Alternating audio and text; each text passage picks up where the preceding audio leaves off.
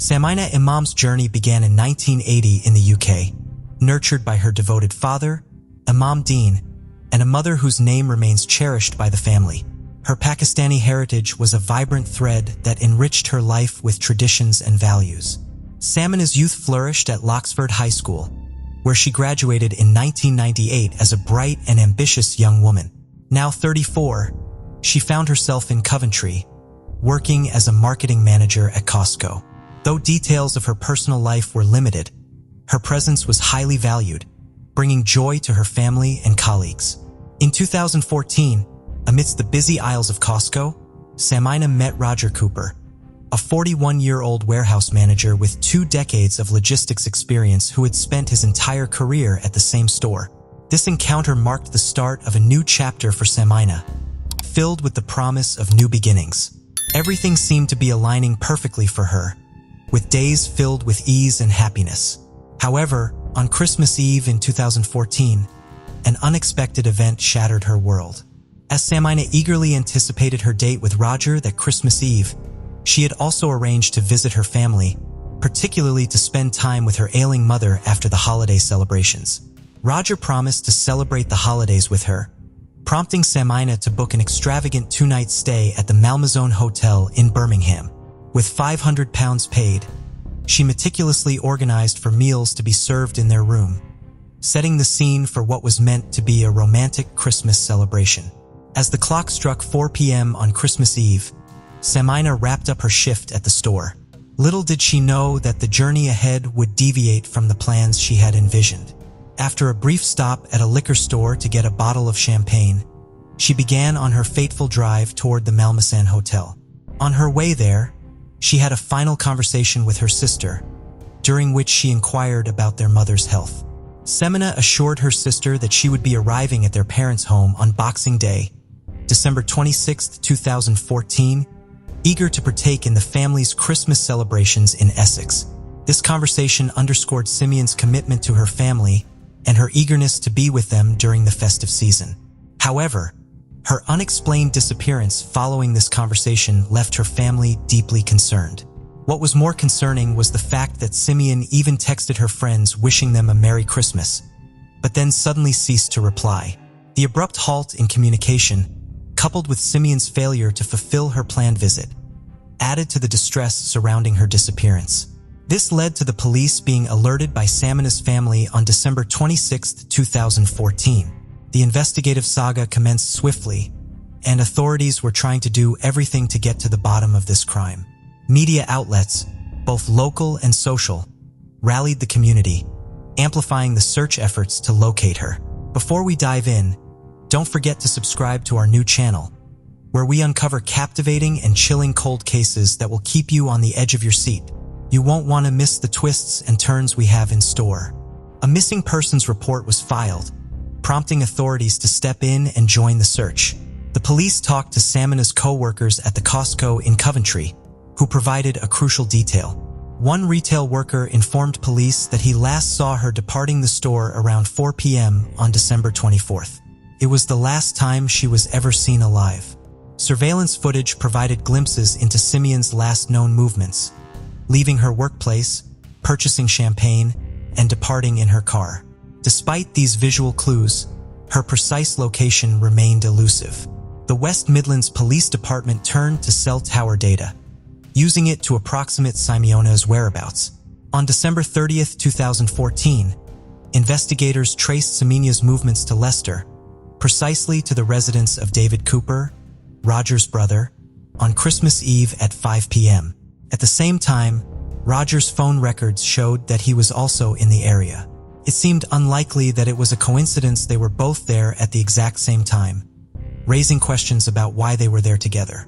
As the investigation got more complicated, they wanted to know who Samina was going to meet on Christmas Eve.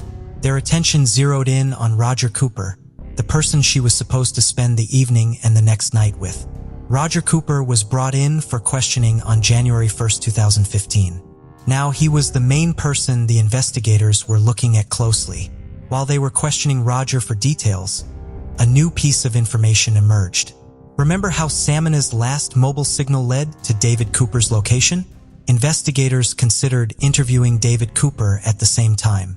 While probing David Cooper's possible involvement, the investigators couldn't ignore a nagging question. If Samina and Roger had already booked hotel rooms, why were they at David's house? This added layer of mystery intensified the suspicion surrounding the case. Before diving deeper into the story, understanding the Cooper brothers' backgrounds becomes important. Their lives and connections might be essential in understanding the mystery surrounding Samina's case. Let's start with Simeon's Christmas Eve date, Roger Cooper. He was born in Leicester around 1973 and excelled as a manager at the Birmingham Costco warehouse. He was admired for his leadership. However, beyond this public role, Roger led a secretive life known only to a few, juggling multiple affairs, including one with Samina Imam and another unnamed Costco employee. He maintained a long-term relationship with his partner, Mira Chavda. Shockingly, Samina was unaware of his long-term commitment. This hidden reality exposed a more complicated and problematic side to Roger than anyone had realized. Roger's carefully constructed facade began to crumble when Simeon discovered the shocking truth. Learning through a coworker about Roger's other relationships shattered her trust as it revealed a web of deceit and hidden liaisons. Now turning our attention to Roger's brother, 39-year-old David Cooper, he added a surprising twist to the unfolding mystery. David, a former soldier, managed a cafe and worked as a doorman. Intriguingly, Simeon's last cell phone signal led investigators to David's address in Leicester. The bond between Roger and David extended beyond family. They shared a close-knit relationship. The brothers shared a mutual love for Star Wars, often using cryptic phrases from the movies to communicate with each other, either referring to the lore of the movies or events from their daily lives. That being said, it's here that the real puzzle surfaces. Did David share any connection with her? These questions loomed large over the investigation, casting a shadow of uncertainty over the ties between Samina, Roger, and now his brother David. Let's look at the dynamics of Samina Imam and Roger Cooper's relationship. Was it genuine, or was Roger merely using her? At first glance, Roger and Samina appeared to be just another couple, sharing laughter, secrets, and what seemed like genuine affection. Their connection was filled with playful banter and affectionate moments, a facade hiding the grim reality beneath the surface. Little did Samina know that she was just another woman in Roger's life. Despite his long-term commitment to his partner, Mira, Roger found comfort in clandestine moments with Samina. At least that's what Samina was made to believe. Initially, she didn't know that he was having a third relationship with another woman in the same store.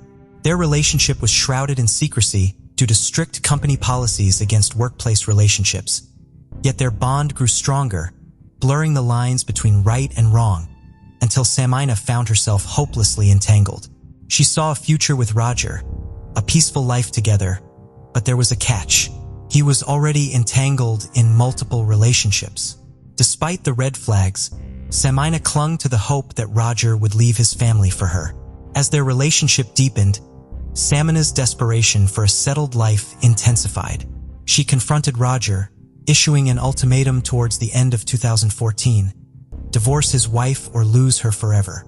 The facade of their perfect relationship shattered when Samina discovered Roger's infidelity, another lover hidden in the shadows of their workplace. Enraged and betrayed, she threatened to expose their affair to his wife and their employer. Roger, adept at manipulation, managed to soothe Samina's anger, convincing her of his loyalty and promising to file for divorce after the holidays. He also said they'd go away on Christmas Eve for 2 nights. It was at the very beginning of this ill-fated trip that Samina disappeared. Now diving into the investigation, the police had their sights set firmly on Roger Cooper and were also wondering about the involvement of his brother David. On January 4th, 2015, Samina's car was found in Luton, about 65 miles away from Coventry. Her handbags, suitcases, and items she brought were missing. The lack of fingerprints made investigators suspicious, but there was another interesting detail. The driver's seat was adjusted for someone taller than Samina, possibly over 6 feet. This suggested that someone else used the car after her shopping trip. Additional evidence that the police found that pointed their suspicions towards the brothers involved multiple automatic number plate recognition hits tracking their vehicles between Coventry and Leicester. A Bellini bottle, purchased by Miss Imam on Christmas Eve in Coventry, was discovered in David's home fridge.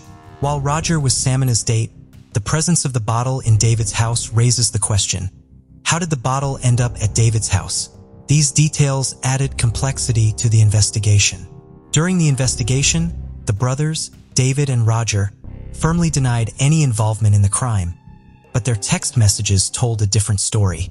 He used cryptic phrases from the movies to communicate secretly. Phrases like Death Star complete, stay on target, and you are expected, Vader hinted at a hidden plan. One particularly puzzling French message roughly translates to there's no point, no score. The window of opportunity is closed, which caught attention. The message hinted at a closed opportunity or a mischance. The detectives interpreted their Star Wars messages as alluding to Miss Imam's abduction and murder. While the majority of their exchanges appeared to center around Star Wars, another concerning detail caught attention: David Cooper's eBay purchase history. He had recently purchased chloroform, a substance well known for use to knock people out, but which also can be lethal in larger doses. When coupled with Samina's missing car and the various intriguing details, the plot thickened. After all the clues and circumstantial evidence pointed towards the Cooper brothers, they were arrested on suspicion of murder on January 7, 2014 and brought in for questioning. During the interrogation of the Cooper brothers, subtle yet crucial disparities began to emerge in their narratives. Roger Cooper presented a detailed and emotionally charged account of his last encounter with Samina, a level of detail and emotion that the police found excessive. Recognizing David Cooper as the more vulnerable of the two, investigators intensified their pressure on him. This strategic approach, when applied effectively, can yield significant results, particularly when the person under scrutiny remains unaware of their alleged accomplice's statement. While he initially did try to mislead them, eventually, the police learned what actually happened on that fateful Christmas Eve. Samina had set off with Roger, believing they were headed to the Malmaison Hotel in Birmingham. Without Samina's knowledge, Roger was secretly directing their journey away from Birmingham, heading instead to a hidden location in Leicester, Roger's brother David Cooper's residence. As they arrived at David's house at Hughenden Drive around 5 p.m. on December 24th, Samina, unaware of her upcoming tragedy, greeted Roger's brother with genuine warmth. In a sudden and terrifying move, David and Roger launched themselves at Samina. The attack was horrifying. Samina's legs trembled, fear gripping her as she pleaded for help. She fought back, struggling against them.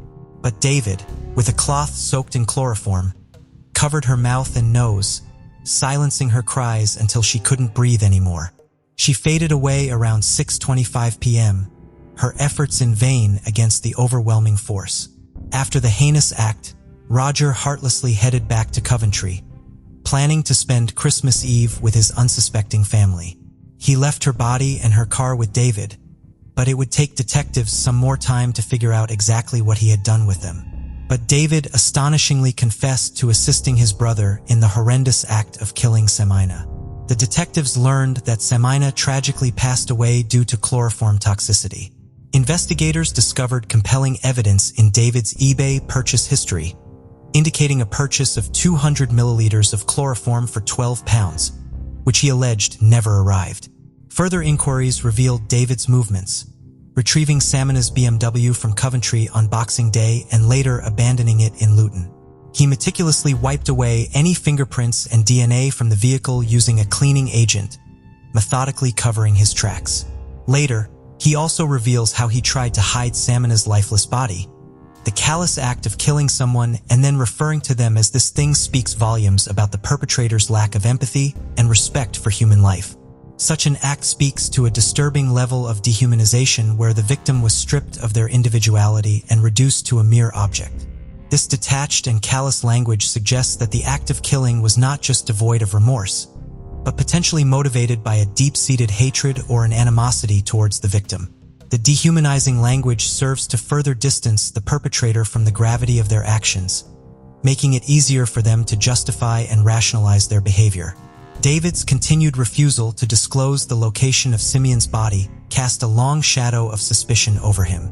His fabricated stories about others taking the body away only raise further questions. The fabricated stories appear to be a desperate attempt to distance himself from the crime and deflect suspicion.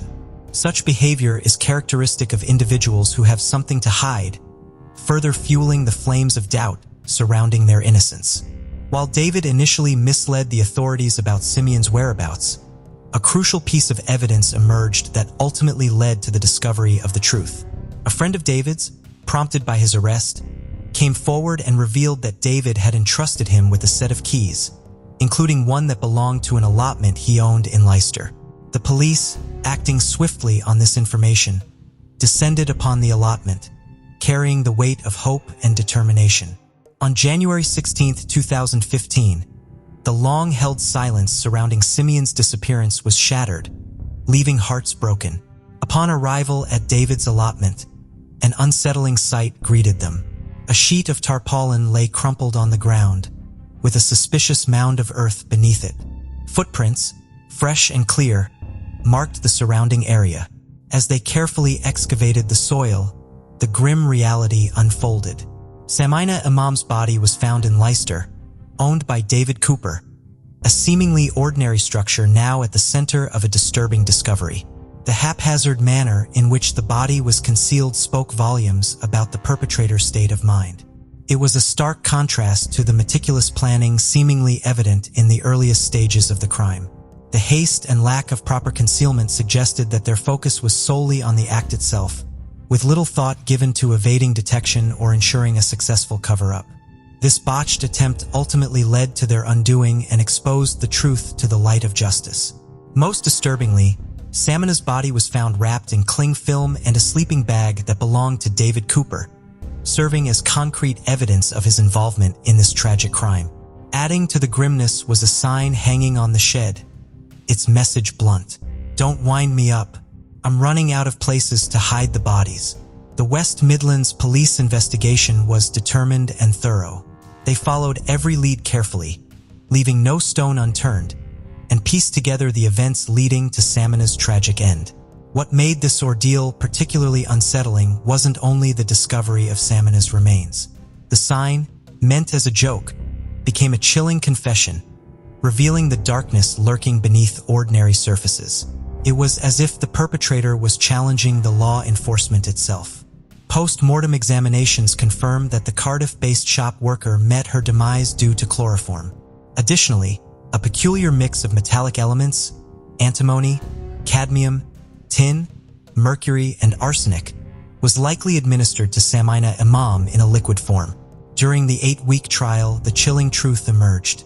Roger Cooper carefully planned to silence Samina Imam for months, fearing she would expose their affair. The brothers, 41-year-old Roger and 39-year-old David Cooper, remained composed during their trial, avoiding eye contact as the jury unanimously convicted them at Birmingham Crown Court. Later, on October 20, 2015, during the trial, Roger made a shocking admission, revealing that a seemingly puzzling message, "You are expected, Vader," was actually a coded reference to Miss Imam. He claimed it was part of a surveillance effort to determine if she was involved with someone else. But the truth was the brothers' first attempt to harm Samina Imam took place way before in December at Soil Hill Premier Inn. Samina was a regular guest and planned to spend the night there following a Christmas party. Under the guise of a surprise, Roger had instructed Samina to meet him at the hotel, claiming to have booked a room for them. However, the surprise was a lie. No room had been booked, and Roger wasn't planning to be there. Meanwhile, David, Roger's brother, lurked in a rented car parked in the hotel's car park, prepared to abduct Samina. To communicate their plan, the brothers relied on cryptic messages coded in Star Wars references, like Death Star complete and stay on target. Stay on target. You are expected, Vader. However, on that day, the taxi stopped right at the entrance, which didn't give David a chance to get close to Samina. The plan failed, and Samina safely entered the hotel. Frustrated, David sent a message to his brother in broken French, which translated to "There's no point, no score. The window of opportunity is closed." Simeon, just 34 and one of Roger's lovers, was later overpowered on Christmas Eve of 2014 at David Cooper's home, meeting a tragic death by chloroform. Despite their calm facade and planning, justice caught up with the brothers. Arrested under suspicion a week before Samina's body was discovered, they couldn't escape the truth uncovered by post-mortem tests. Their arrest and subsequent conviction by Judge Thomas on October 21, 2015 led to a life sentence for each, with a minimum of 30 years of prison time. While sentencing the Cooper brothers, the killers, for life, Judge Thomas told the siblings, "The use of poison in a case such as this demonstrates a cold-blooded intention to kill, regardless of the consequences. You work together hand in glove in planning and carrying out the murder of a joyful and bubbly young woman, brutally betrayed by a man she loved and his brother." DCI Caroline Marsh, senior investigating officer, shared her views on this case outside court. She said, "I would say this is the most callous offense I've ever investigated. Most murders that occur are spontaneous events driven by anger or jealousy. Whereas in this case, what we uncovered was weeks of planning to kill Samina and a really unusual cause of death. We rarely see chloroform homicides. It's a mystery to the investigation why David Cooper would do something like this for his brother. An extreme act to kill a woman that he hardly knew. Their cryptic messages and meticulous planning failed in the face of justice, ensuring they'll spend all of their remaining Christmases behind bars, serving their deserved punishment. The anguish of losing Samina in such cruel circumstances was overwhelming for the family." The statement released by Samina's younger brother, Imran Imam, reflected the profound impact of her loss. He mourned not only the loss of his sister, but also the absence of her guidance and support during challenging times. Imran expressed the torment of contemplating Samina's final moments and the pain of not being able to seek her counsel anymore. The reminders of her absence were constant, with everyday triggers evoking memories that intensified their grief. This made it even more challenging to come to terms with their loss. The family's sentiments echoed a collective sense of shock, sorrow, and fear as they grappled with the reality of Samina's untimely and tragic demise, leaving an irreparable void in their lives. As we close this chapter on the tragedy of Samina Imam, it's impossible not to be shaken by the sheer senselessness of it all. Roger had countless opportunities to avoid this irreversible path. He could have chosen honesty, transparency, or even simply ending the relationship. Instead, he and his brother embarked on a calculated, cruel course of action that resulted in the loss of a vibrant life. This case stands as a stark example of the devastating consequences that can unfold when we prioritize personal desires over basic human decency. Let it serve as a cautionary tale, urging us to choose compassion and integrity over expediency and self-interest. May Simeon's memory inspire us to uphold the values of honesty, respect, and accountability, ensuring that such a tragedy never befalls another innocent soul. Most people today link the Twin Towers with the terrorist attack that brought them down on September 11, 2001. However, fewer are aware that this was the second terrorist attack on the World Trade Center.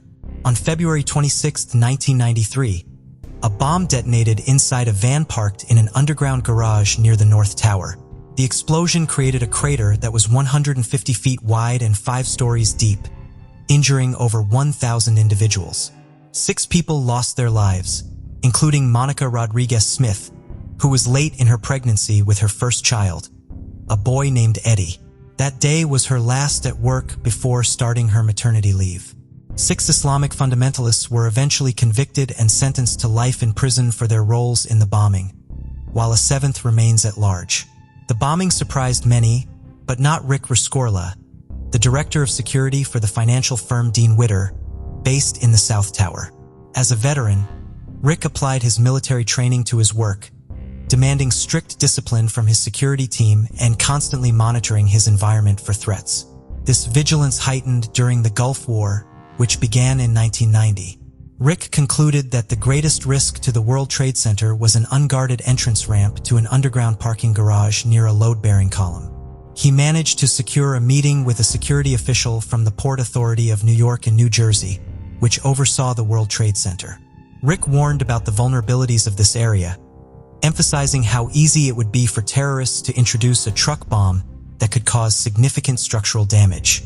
The official dismissed Rick's concerns, instructing him to focus solely on security within the offices leased by his company. When Rick's warnings were validated by the 1993 bombing, panic erupted in the Dean Witter offices. Rick climbed onto a desk and threatened to drop his pants if everyone didn't calm down and pay attention. The other employees were stunned into silence and followed Rick's instructions for an orderly evacuation. Rick did not leave the building until it was completely evacuated. Following the 1993 attack, Rick began his own investigation into who could have been responsible for it so as to improve security for his company's offices, bringing on his old friend from his military days, Dan Hill, to work as a consultant. They ultimately concluded that the threat of terrorism would only increase and that the World Trade Center would almost certainly be targeted again. The Twin Towers were too symbolically significant as the highest buildings in New York City and an important symbol of American enterprise. While the 1993 attack did not bring down the Twin Towers as the terrorists had hoped, Rick believed that their failure would not deter others who would eventually find a way to bring the towers down. He predicted that the next attack would come by air, with terrorists flying planes into the towers. He believed that the planes would most likely be cargo planes, potentially loaded with nuclear or biological weapons. Rick tried to convince the higher-ups at his company to move their offices from the World Trade Center to New Jersey. Since Manhattan was an island, it had limited points of exit in case of an emergency, and many employees were commuting in from New Jersey anyway. Real estate in New Jersey would be cheaper, and a campus featuring multiple buildings, each only a few stories tall and spread out from other, would be a much less appealing target for attack. The company's lease at the World Trade Center was not set to expire until 2006, however, so Rick's advice was not followed. Rick, therefore, turned his attention to training the company's employees to respond to what he considered to be an inevitable future emergency with military precision. He developed a regimented evacuation plan in which employees would evacuate down the stairwells, floor by floor, in pairs of two, in case someone fell and needed assistance. Rick insisted that full evacuation drills be carried out every few months, no matter how inconvenient their timing might be, and used a stopwatch to ensure everyone acted with the proper amount of urgency. These drills were not particularly popular. Rick did not particularly care. He did not tolerate the complaints or the jokes made about the drills, and participation in them was mandatory for everyone from the file clerks up to the highest levels of management. He would pull stockbrokers away from important trades and executives away from multimillion-dollar deals, caring more about the preparedness of those he was responsible for than the quickly changing nature of the stock market. Rick remained with Dean Witter through its merger with Morgan Stanley, at which point the company became known as Morgan Stanley, Dean Witter and Company. By 2001, when the company renamed itself to simply Morgan Stanley, Rick held the position of Vice President of Corporate Security. Rick had been born Cyril Richard Rescorla in Hale, a port town in Cornwall in the southwest of England. He left home in 1956 at the age of 16 to join the army. He enlisted in the British Army the following year, training as a paratrooper and then serving as an intelligence officer in Cyprus from 1957 to 1960. He then spent 3 years as a member of the Northern Rhodesia Police, serving as a police inspector with British colonial forces there. He then returned to the UK and joined the Metropolitan Police Service in London, but ultimately decided he was not ready to give up his life as a soldier. Rick's experiences with the British Army had left him with strong anti-communist sentiments. In light of the increasing conflicts in Vietnam, he determined that his best chance at fighting communist forces was by joining the American military. He came to America in 1963, going through basic training at Fort Dix in New Jersey, an officer cadet school at Fort Benning in Georgia. He graduated from the latter in April of 1965 as a second lieutenant. He was unassigned to lead a platoon in Bravo Company of the 2nd Battalion of the 7th Cavalry and sent to Vietnam that fall. The first major battle between the United States Army and the People's Army of Vietnam was the Battle of Ia Trang in November of 1965. Rick's unit was sent into the Ia Drang Valley on the second day of fighting to replace the company who had arrived at a landing zone the day before and then been almost completely taken out during a firefight. Retired Army General Harold G. Moore would later describe Rick as the best platoon leader he ever saw. He was a ruthless, ineffective soldier who kept a sense of calm and purpose even in the face of devastation. At night, as Rick made his way through what would come to be known as the Valley of Death to check on his men and ensure that they had supplies, he sang the Cornish folk songs of his youth. According to Bill Lund, who served with Rick, "We all thought we were going to die that night, and Rescorla gave us our courage back. I figured, if he's walking around singing, the least I can do is stop trembling." The following morning, the company successfully held off 4 separate assaults while sustaining minimal casualties. Rick's service in this battle was commemorated in a photograph of him that would later be used on the cover of We Were Soldiers Once and Young, a book by Harold Moore and Joseph Galloway about the battle. Rick soon became critical of how politicians were handling the war and only served 1 tour in Vietnam, during which he earned a Silver Star, a Purple Heart, and Bronze Stars for valor and meritorious service. He finished his time with the Army back at Fort Benning and obtained his U.S. citizenship. As strong of a soldier as Rick was, there was more to him than his physical strength and calculating mind. He was highly intelligent and wrote poetry and eventually a screenplay. He had an interest in the arts and philosophy, researching various schools of each throughout his life, and was well versed in history. In 1968, Rick used his military benefits to begin classes at the University of Oklahoma. He earned both a bachelor's degree and a master's degree in literature before going on to law school and becoming a criminal justice professor at the University of South Carolina. In 1972, Rick married his first wife, Elizabeth. The couple had a son and a daughter together. Their marriage ended in the mid-1990s, and the ensuing divorce became contentious, but the end of the marriage did not end Elizabeth's regard for Rick. Rick, in many ways, had a big personality with little filter between what he thought and said, a tendency to be stubborn, and a lack of patience for those who did not meet his standards. However, Rick's personality could be over the top in positive ways as well. When later asked about her ex-husband, Elizabeth stated that she wanted him to be remembered for his kindness, which showed itself in both big and small ways. He once bought a coworker an international plane ticket to go home after a death in her family. He shoveled the driveway of an elderly neighbor every time it snowed, and he visited an elderly blind man in a nursing home in Highley every time he went back to his hometown to visit his mother. Rick ultimately came to dislike his life as a professor and turned to working in corporate security to utilize both his intellect and his military experience. Rick did not like to focus on his time in Vietnam and no longer felt like the soldier analytical skills he obtained during his years of military service had other applications. He had a few jobs in the field before coming to work for Dean Witter in 1985. The late 1990s brought a great number of significant events in Rick's life. He was diagnosed with prostate cancer that had spread to his bones and given 6 months to live. Despite his doctor's initial assessment, his cancer went into remission. In the ensuing years, he began studying Zen Buddhism and Greek philosophy. In February of 1999, he married his second wife, Susan. They had met the previous July while Rick was out jogging, and Susan questioned him as to why he was doing so barefoot. He replied that he needed to know how it felt to run without shoes on for a play he was writing. That play was based on his time in northern Rhodesia, where many of the residents regularly went barefoot. Rick was not supposed to be in the United States, much less at work. On September 11, 2001, his stepdaughter was getting married in Italy, and he and his wife, Susan, had planned to arrive early so that they would have more time to spend in the country. Rick was going to take the full week of September 10th off, but his deputy also wanted that time off to visit family in Lebanon. Rick let him have those days off instead. Rick was therefore in his office on the 44th floor of the South Tower when American Airlines Flight 11 was flown into the North Tower at 8:46 a.m. Initially, those inside the South Tower were ordered not to evacuate, with messages coming over the loudspeakers throughout the tower telling everyone to stay where they were. Rick Rescorla did not care about what the official orders were. He immediately recognized that those in the South Tower were not safe and began the evacuation he had forced Morgan Stanley's employees to practice so many times.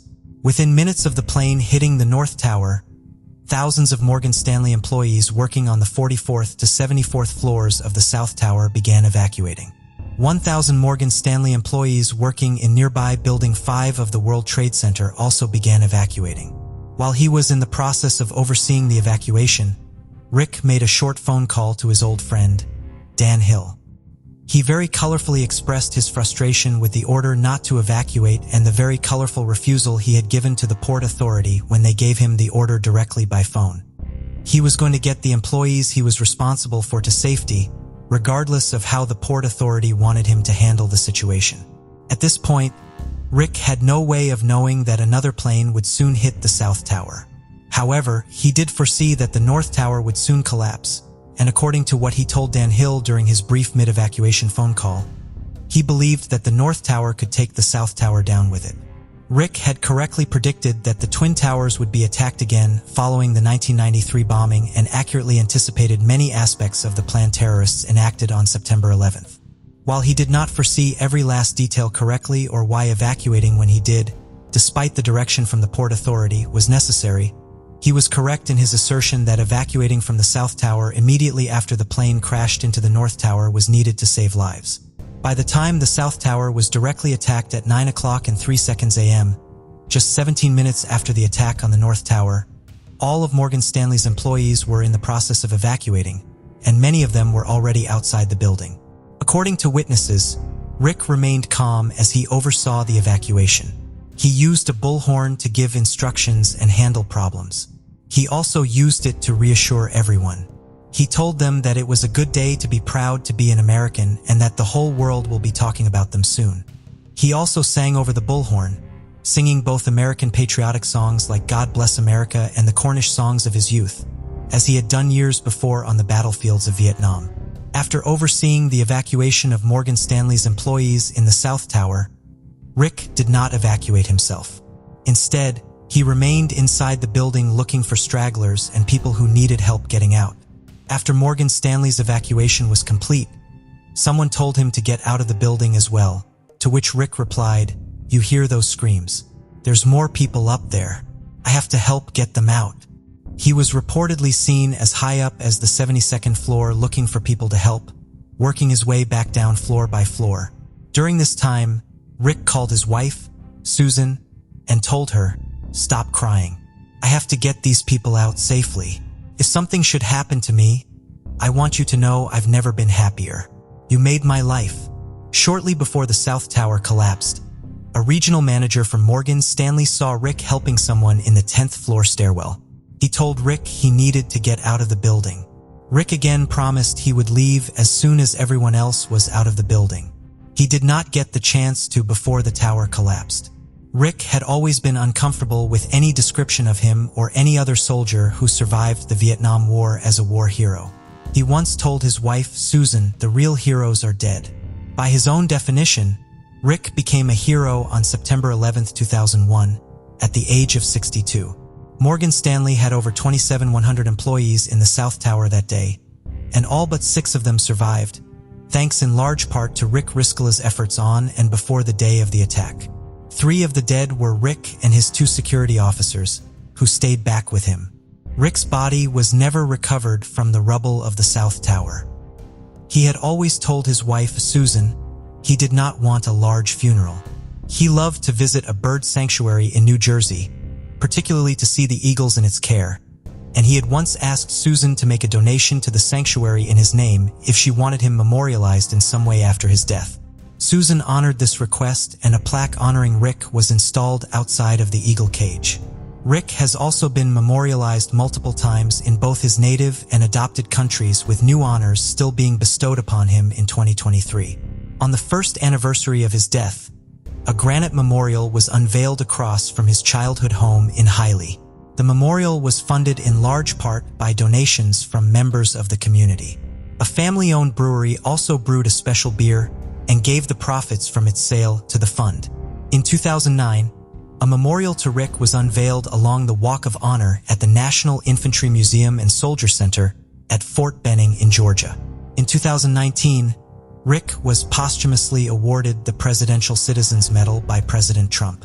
Susan Roscorla accepted the medal from him at the White House on Rick's behalf.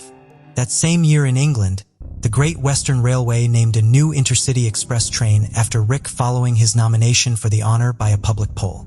In March of 2023, The Rick Risquarilla walkway was unveiled in Hale along a section of seafront where Rick had played as a boy. Rick's children traveled to Cornwall for the dedication. Walbrick did not desire a lot of attention for himself. It was very special for his children that he is still remembered in his hometown, which he remained so proud of throughout his life. Willie James Howard, born on July 13, 1928, in Suwannee County, Florida, was the cherished only son of James and Lula Howard. From a young age, he stood out as a bright, cheerful, and talented boy. By the time he was a sophomore in high school, his friends recognized him for his impressive singing abilities. Willie was the kind of happy, likable, and gifted kid that anyone would want as a friend, always dressed neatly and well-groomed. His politeness defined him. He treated everyone with respect, from his peers to the elders in the community. This kind demeanor won him many admirers, especially among the local girls. A retired teacher from La Francis Stevens, the African-American school Willie attended, described him as an exceptionally respectful and genuinely kind young man. She noted that if he saw someone approaching, he would graciously step aside. Although she never had the opportunity to teach him since her focus was on girls, she was always struck by his joyful spirit and musical talent. Willie lived with his parents, who both worked hard, yet it was challenging for them to afford nice clothes and shoes for him. This was particularly disheartening for them, as Willie loved to dress well and sometimes had to ask others for clothing. Despite their efforts, it was difficult to provide him with stylish outfits. For such a bright and beloved boy, his family lived a humble yet peaceful life. In 1943, at just 15 years old, Willie landed a seasonal job as a delivery boy at the Van Priest 5 and Dime store in downtown Live Oak during the Christmas holidays. This opportunity was significant for an African-American boy like Willie, as it was rare for stores at that time to hire black employees due to prevailing racist attitudes. The store also employed some Caucasian workers, and Willie broke stereotypes, standing out as he didn't fit the typical image of a poor African-American youth from his neighborhood or the Deep South during that era. Now, at one point, when Willie was working at the store, he became really infatuated with a 17-year-old white girl who worked there by the name of Cynthia Goff. Willie, the quiet observer, used to watch Cynthia from afar, but never gathered the courage to talk to her. Now Willie, being his always nice self, decided to spread some holiday cheer. It was the festive season and everyone was in a joyful mood with family and friends. So Willie took a sweet initiative and sent Christmas cards to all the female co-workers at Van Priest store, wishing them health and happiness. So after spreading the joy with Christmas cards for everyone, Willie was on cloud 9, but his happiness didn't last long. Why? Well, it turned out that one of the store employees spilled the beans that Cynthia, the girl Willie had a crush on, was actually upset about getting a card from him.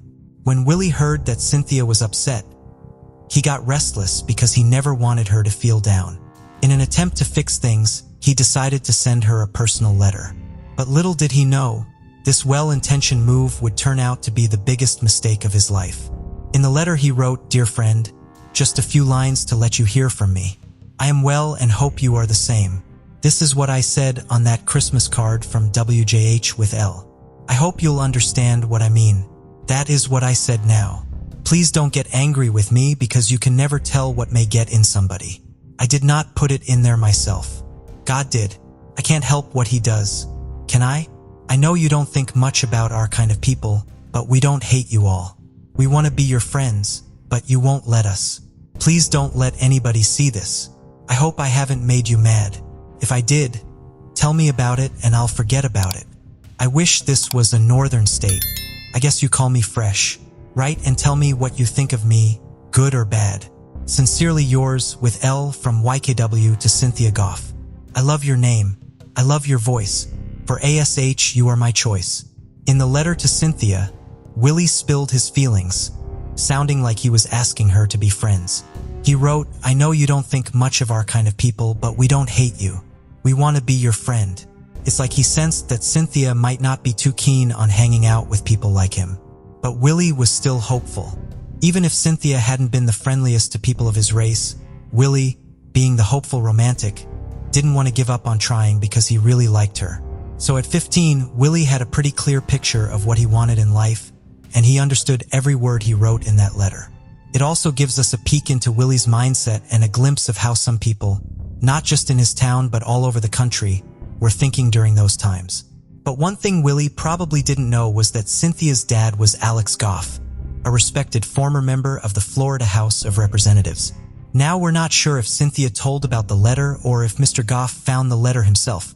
But on January 2nd, 1944, when he read Willie's letter that he gave to Cynthia, he got seriously angry.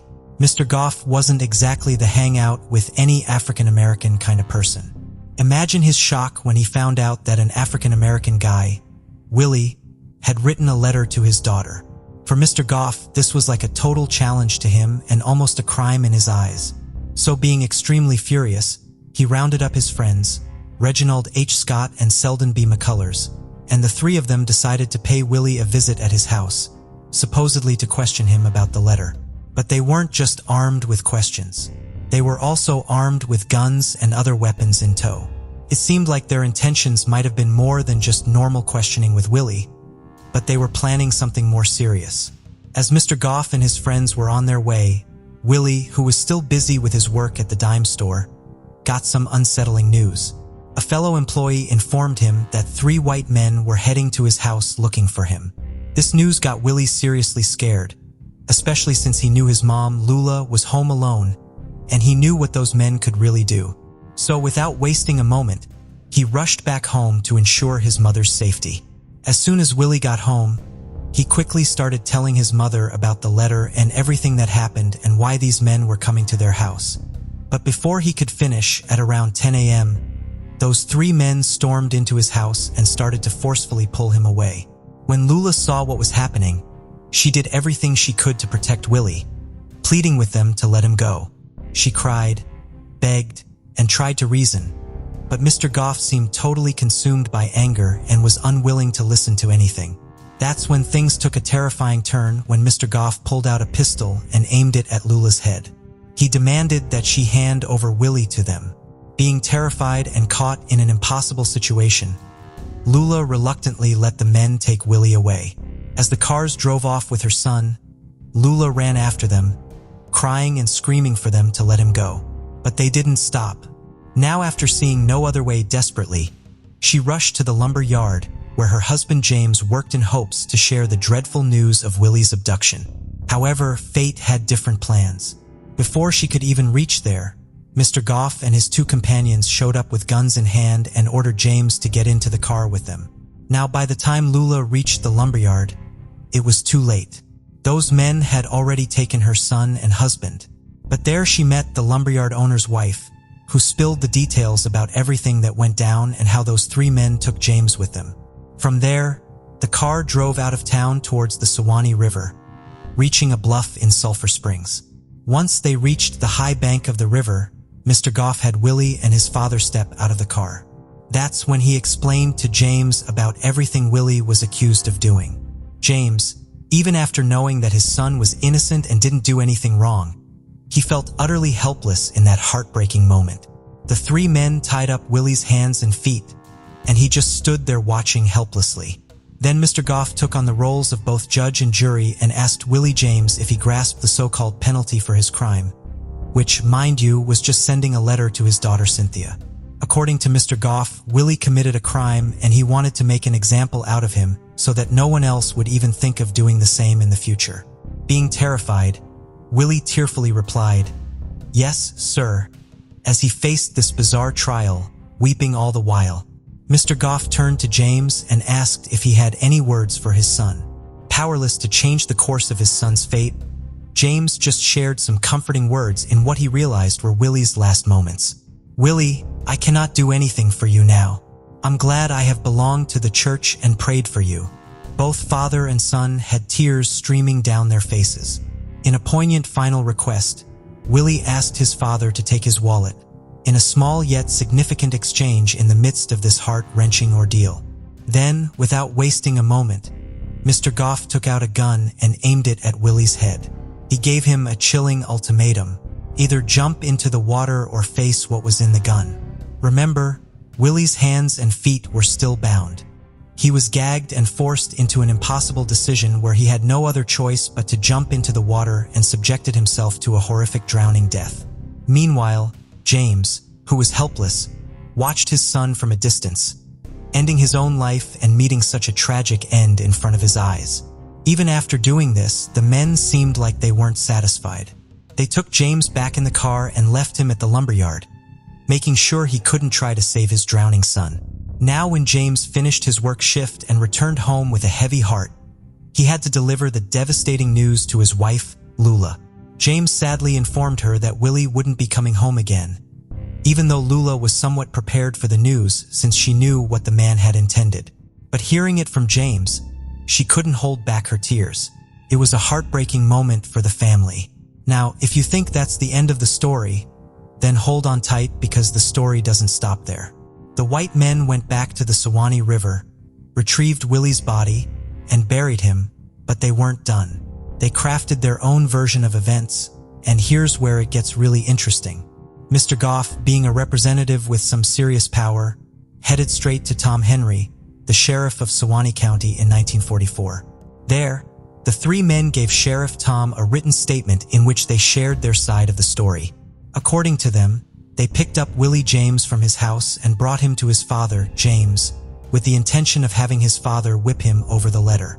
Further, they claimed that upon reaching the river, Willie actually resisted his father's attempt to discipline him. According to them, in his struggle to break free, Willie accidentally fell into the river and drowned himself. They insisted that they tried hard to rescue him while his father supposedly stood by, doing nothing. It was a strategic move on their part, telling their version of events in advance because they knew that the sheriff would believe them more than the Howard family. It was done to secure their innocence and avoid being suspected of Willie's death. But the question was, even if Sheriff Tom decided to buy into the story that Willie drowned himself, why didn't he slap them with a kidnapping charge, even though they themselves had straight up admitted that they grabbed the boy from his house? Even back in Suwannee County in 1944, it was against the law to forcibly take a child from his mother.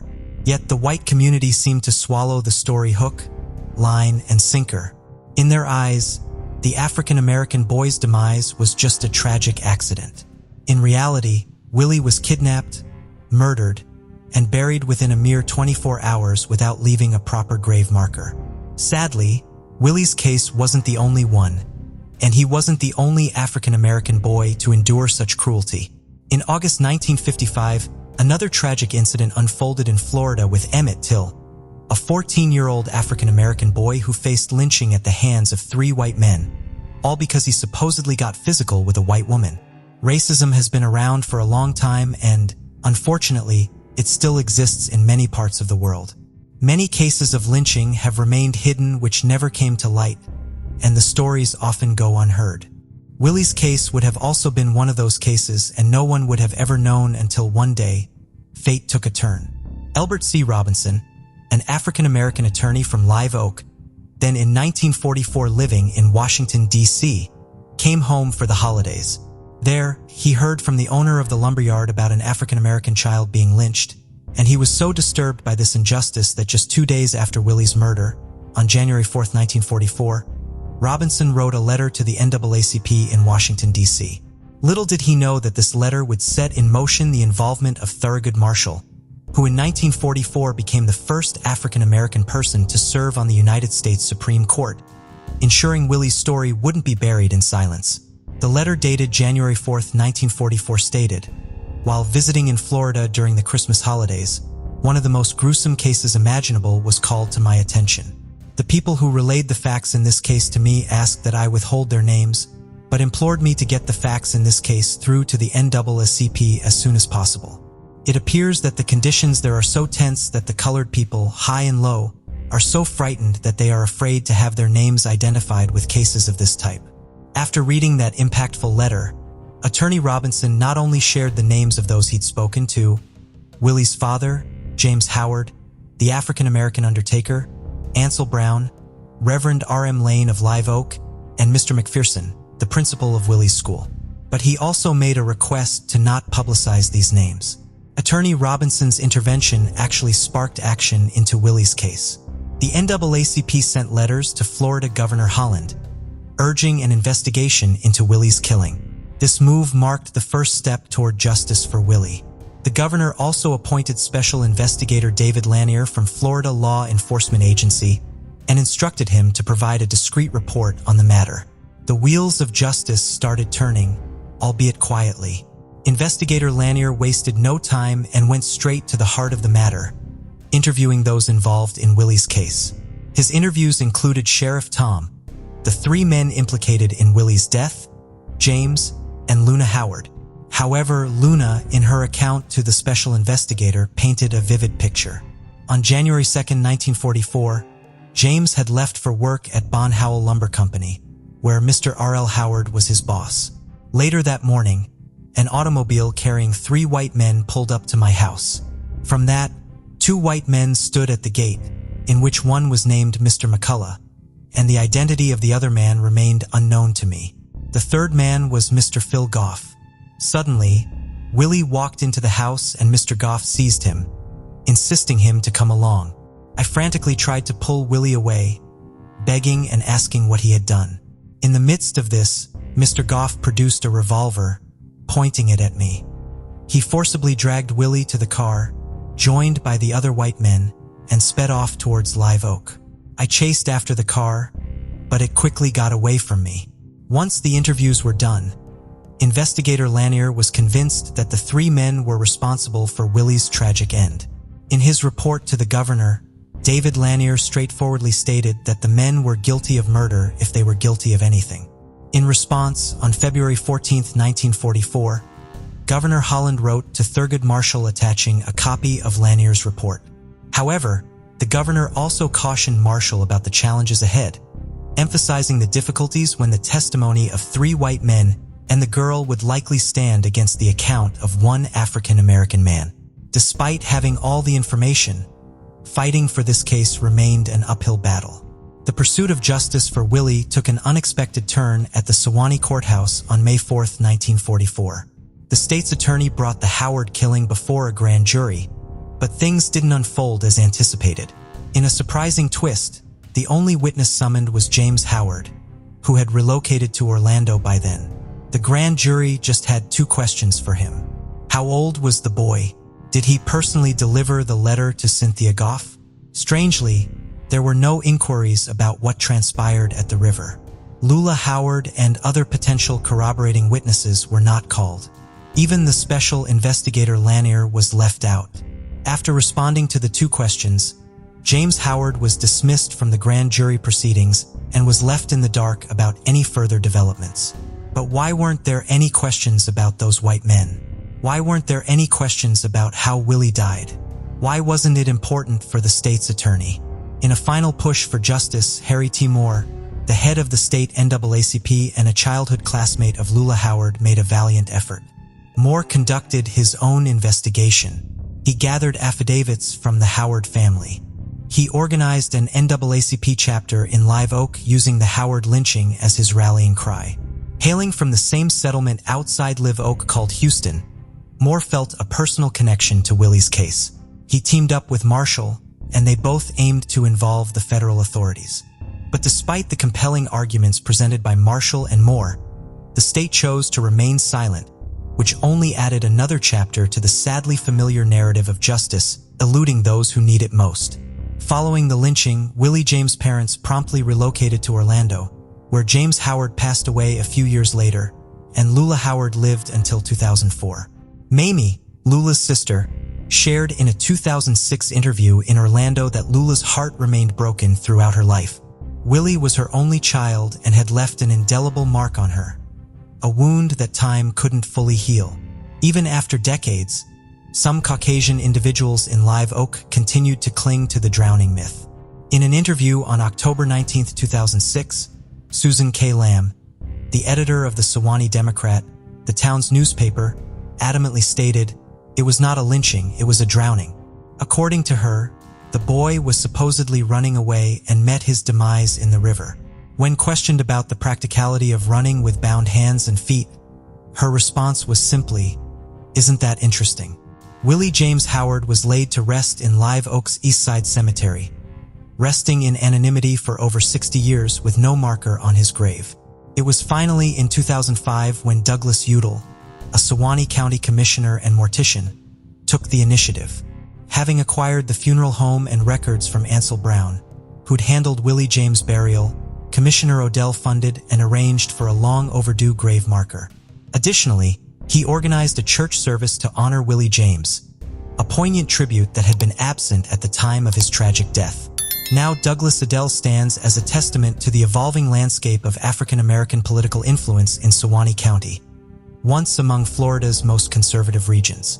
Despite a district with a majority of white voters, Udall was elected chairman of the Suwannee County Commission in November 2007, showcasing a shift in the county's political dynamics. Also in 2006, Suwannee County Sheriff Tony Cameron demonstrated a rare commitment by attending the memorial service for Willie James, one of the few Caucasian people to do so. His presence spoke volumes, saying, "I thought I should be there." Sheriff Cameron's assistance extended to aiding Douglas Udall's research efforts. He reached out to Cynthia Goff's best friend from his office, revealing that Cynthia, although no longer residing in Live Oak, occasionally visits there. The friend shared that Cynthia was deeply distressed by Willie James' tragic fate, expressing, "She did not intend for that to happen. I think it stayed with her all of her life." Cynthia never married and spent her life working in downtown stores, including the Van Priest dime store. This incident had a profound impact on everyone involved and disrupted their lives permanently. During that period, racism deeply influenced society and created a stark division between African American and Caucasian people. Caucasians were often considered superior, while African Americans faced unjust perceptions of inferiority. Over time, society has evolved, and today, people from all backgrounds are treated with equal respect and offered opportunities regardless of their race. Presently, individuals of all races, including white people, embrace diversity and easily interact with one another. Yet some lingering perceptions suggest that Willie may have believed he could navigate a racially biased world, relying on charm, style, singing talent, and an unconventional job choice. The complexities of his motivations during those times continue to fuel discussions. It's hard to definitively say why Willie wrote the letter to Cynthia. Some might argue he wrote it out of pride in himself, believing he could break social barriers. On the other hand, it's also possible that Willie genuinely had feelings for Cynthia, hoping to build a connection despite the racial challenges of the time. The complexities of human emotions make it challenging to pinpoint a single motivation behind Willie's actions. The situation raised many questions about the role of fear, power dynamics, and societal pressures during those challenging times. The truth remains buried in traditional thinking, lingering racism, and the feeling of a justice that was never fully realized. So we leave you with this: what are your thoughts on whether James truly chose not to save Willie, or if external factors hindered his ability to intervene? Additionally, considering the gravity of the situation, what punishment, in your opinion, would be fitting for the three men involved in taking Willie's life? John Jack Cummings was a student at the University of Wisconsin in 1942 when he enlisted in the Army. On January 23, 1945, his parents, Helen and Leo, received a telegram at their home in Juneau, Wisconsin, informing them that their son was missing in action. Initial military records indicated that Jack went missing on January 4, 1945, but this date was slightly inaccurate. On the night of December 31, 1944, the German army launched Operation Nordwind, their final large-scale offensive on the Western Front against the U.S. 7th Army, which was stretched thin along a 68-mile front. At that time, Jack was serving with Company A, 270th Infantry Regiment, 70th Infantry Division, which had arrived at the Rhine River just 2 days prior to reinforce the Alsace area. The men of Company A were positioned along the French side of the river in foxholes, instructed to remain vigilant for German soldiers across the water. They were also ordered to remove any unit patches or identifying insignia from their uniforms to prevent the Germans from gathering intelligence about troop movements if any were captured. Unfortunately, this directive would later complicate the identification of soldiers' remains. On December 31st, 22-year-old Jack was stationed in a foxhole approximately 10 yards back from the riverbank near the French village of Newhousel, armed with a Browning automatic rifle. Two of his fellow soldiers saw him there early that night as darkness began to fall, and he reported that he was doing well. Sometime later, however, they heard machine gun fire and rushed back to Jack's position. When they arrived, instead of finding Jack, they found his helmet with a bullet hole in it and a bloody piece of skull. Jack's weapon and equipment were also gone. There were drag marks in the ground down to the river. The Army officially confirmed that Jack was dead in November of 1945. A report from the Army stated, "It can be presumed that Cummings was killed by the enemy and his body thrown into the Rhine River. Further search for the remains of this soldier would be futile." Jack's family was not so easily convinced that finding Jack's remains and having them returned home for burial was a lost cause. They received limited information from the Army as years passed, but tried to be active in the search for Jack's body. In 1947, Jack's mother Helen wrote to the Army about offering a reward in Germany for information that would lead them to Jack's remains. She was willing to pay for such a reward, but was asking for the Army's help in spreading information about the reward within Germany. The Army told Helen that they could not help her. Both Helen and her husband, Leo, would die without seeing their son's remains returned home. Leo passed away in 1963, and Helen passed away in 1972. Jack's younger sister, Mary Ellen, eventually married, and she and her husband had 12 children. According to one of those children, Jack's nephew, Mark Hartzheim, his grandparents rarely discussed his Uncle Jack. They just never talked about this much. That was typical, I think, of people from that generation. They compartmentalized things and internalized them and didn't dwell on them, but I'm sure it haunted them and troubled them the rest of their lives, he told the Washington Post in 2018. It would be Mark who set in motion the events that ultimately led to Jack's remains being identified and returned to the United States. He began doing research on his uncle, and in 2014, he signed up to attend a government-sponsored meeting for family members of missing in action soldiers. Once he did so, a government historian named Ian Spurgeon was assigned to revisit Jack's case.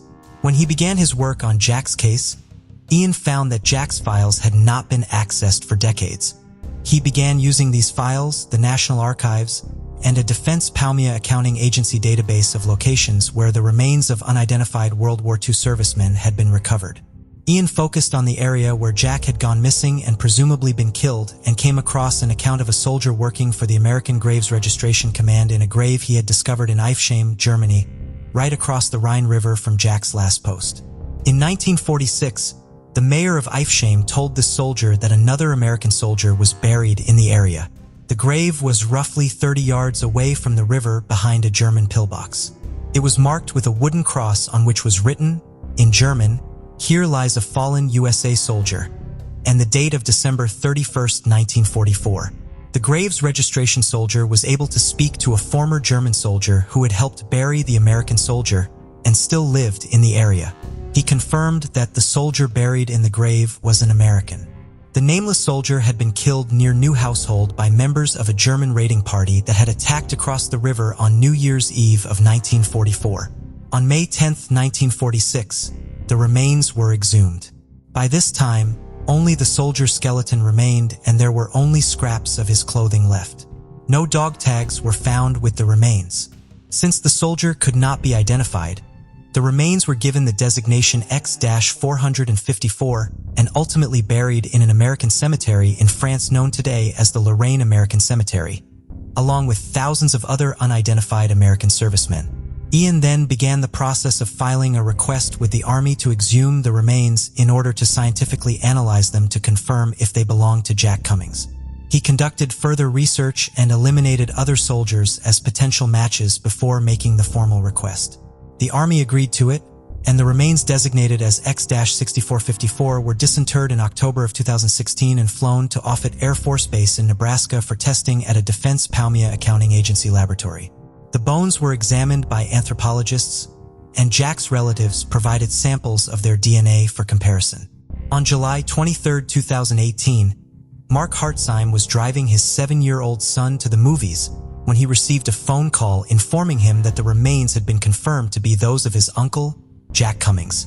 On October 13, 2018, Jack was buried with honors in Hazelhurst, Wisconsin, next to his parents. His sister, Mary Ellen, who was just 17 years old when her brother was killed, was still alive at age 91 to see her brother finally return home. Lawrence Everett Dixon was born in 1920 and was a native of South Carolina. He loved music and taught himself how to play the guitar. He had a warm and friendly personality, according to those who knew him. Lawrence eventually moved north to New York City and studied chemistry for 2 years at the City College of New York. While still in New York, he married his wife, Phyllis, in November of 1941. The following July, the couple welcomed their daughter Marla. When World War II broke out, Lawrence joined the Army Air Forces and became one of 900 African-American pilots who trained at the segregated Tuskegee Army Airfield in Alabama. He graduated from flight training on March 25, 1943, in Class 43C. That December, he became one of 400 Tuskegee airmen who flew overseas during the war when he deployed to Italy with the 100th Fighter Squadron. In the following year, he flew over 60 missions and was awarded the Distinguished Flying Cross.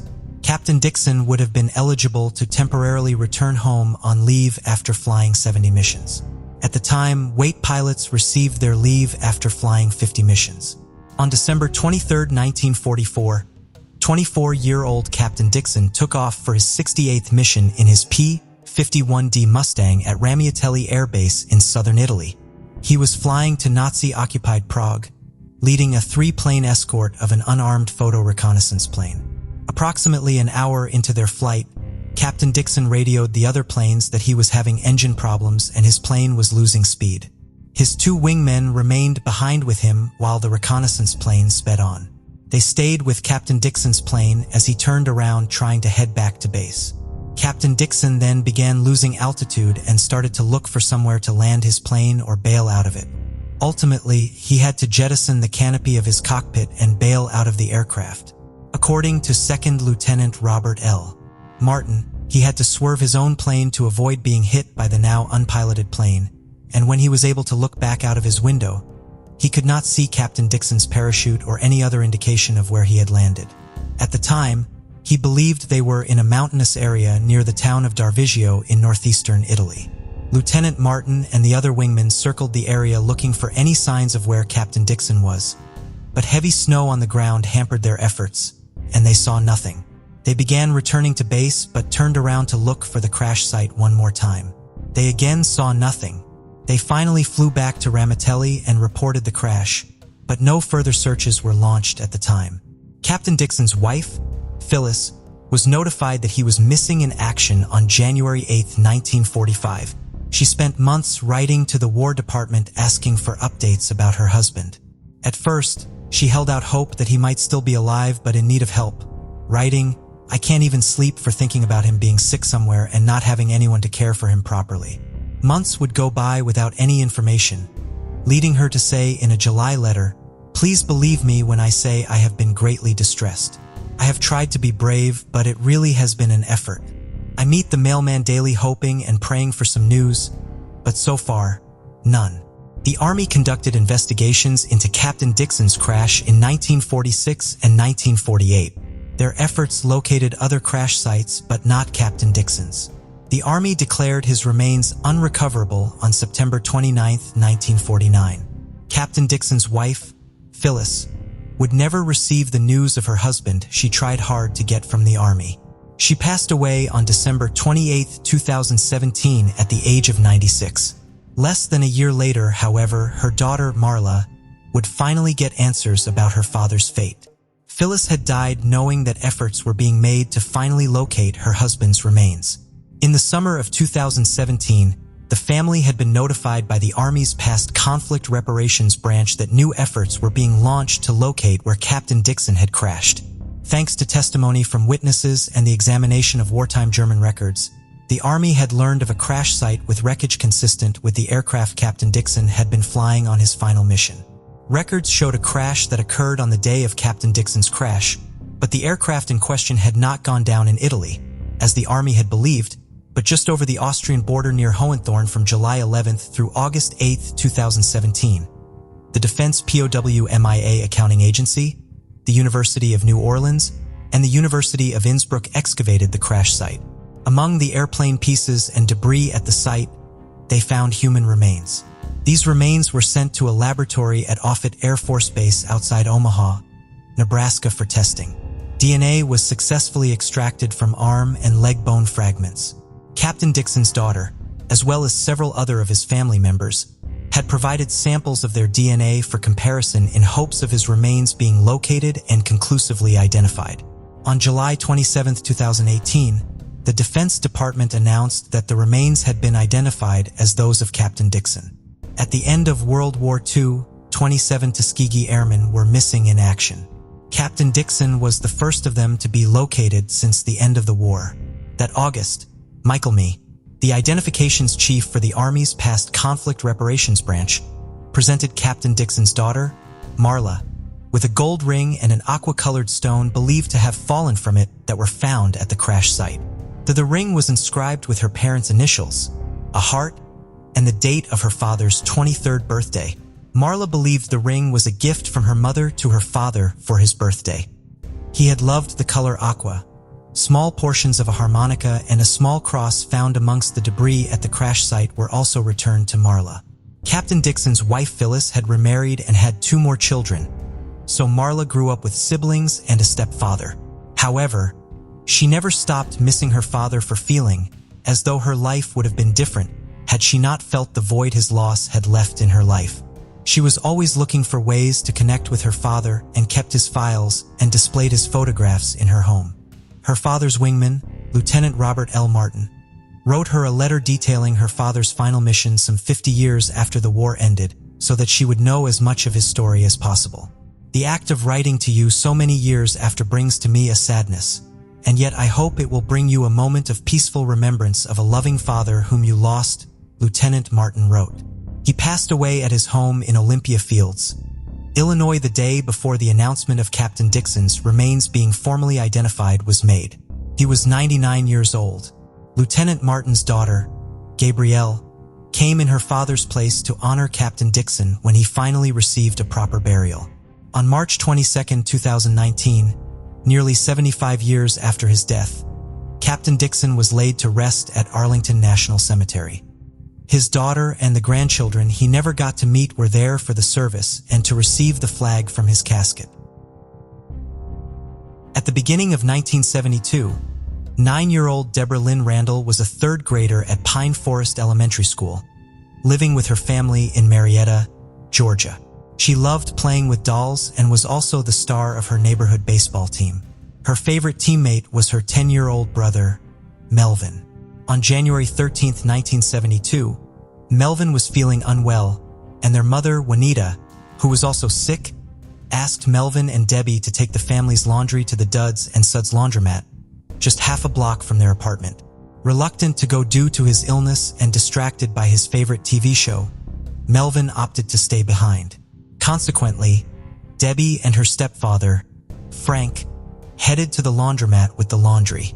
Debbie wore a new pair of lavender shoes she had received for Christmas and enjoyed visiting the laundromat, where she would often stack empty detergent boxes or bring her Barbie dolls to play with other neighborhood girls. When they arrived at the laundromat, Frank loaded 2 machines with laundry and gave Debbie the change she would need to switch out the loads once they finished. He then went home, expecting her to return by 7:30 asking for help carrying the laundry. As time passed without her return, concern grew, especially with nightfall approaching. Juanita and Frank went to the laundromat to check on her and discovered a spilled box of detergent on the ground next to a Volkswagen parked about 85 feet from the store. Debbie was nowhere to be found. According to some girls who had been folding laundry at the laundromat, Debbie had gone outside at 7:15, telling them goodbye as she left. It soon became apparent that Debbie had been abducted. Debbie's father, John, was notified while he was at his job at the Ford Motor Company plant. The Marietta police were called, and they found small fingerprints on the Volkswagen smudged in a downward direction. Witnesses reported seeing a dark 1950s pickup truck speeding away from the area of the laundromat and driving erratically. Police eventually learned that a 12-year-old girl witnessed the actual abduction. She had not reported it immediately because she believed the little girl she saw a man grab must have been his child who had misbehaved and was being taken home.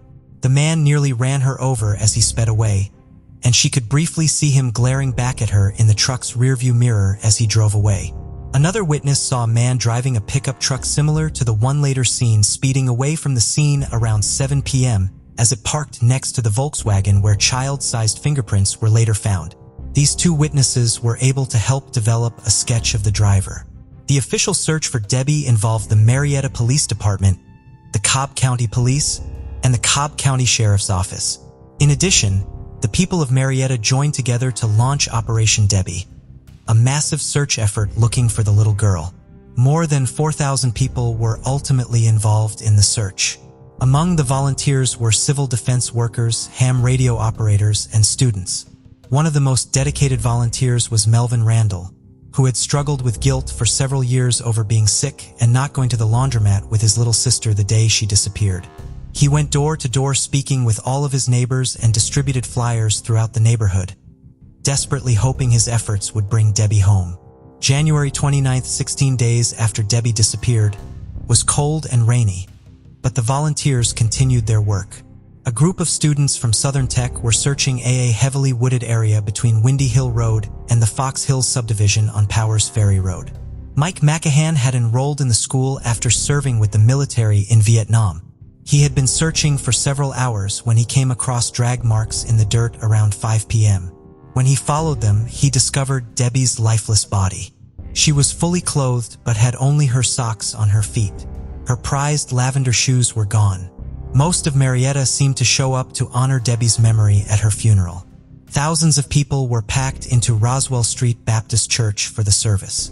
Debbie was then buried at Kennestone Memorial Park. Debbie's body was found approximately 6 miles away from where she was abducted. Dr. Larry Howard of the Georgia State Crime Lab examined Debbie's body and determined that she had been raped. The most recent statements from authorities say that Debbie's cause of death was strangulation, but earlier ones state that she had been suffocated. It has been reported that Dr. Howard believed that Debbie died as the result of her killer using her coat to cover her face in an effort to muffle her screams while he raped her. A geologist was brought into the investigation to analyze dirt samples taken from Debbie's clothing. They identified dirt from 2 different locations, one from where Debbie's body was found and another ultimately matched to clay from the Dixie Cast and Stone Company on Powers Ferry Road, some 3 miles away from where Debbie's body was found.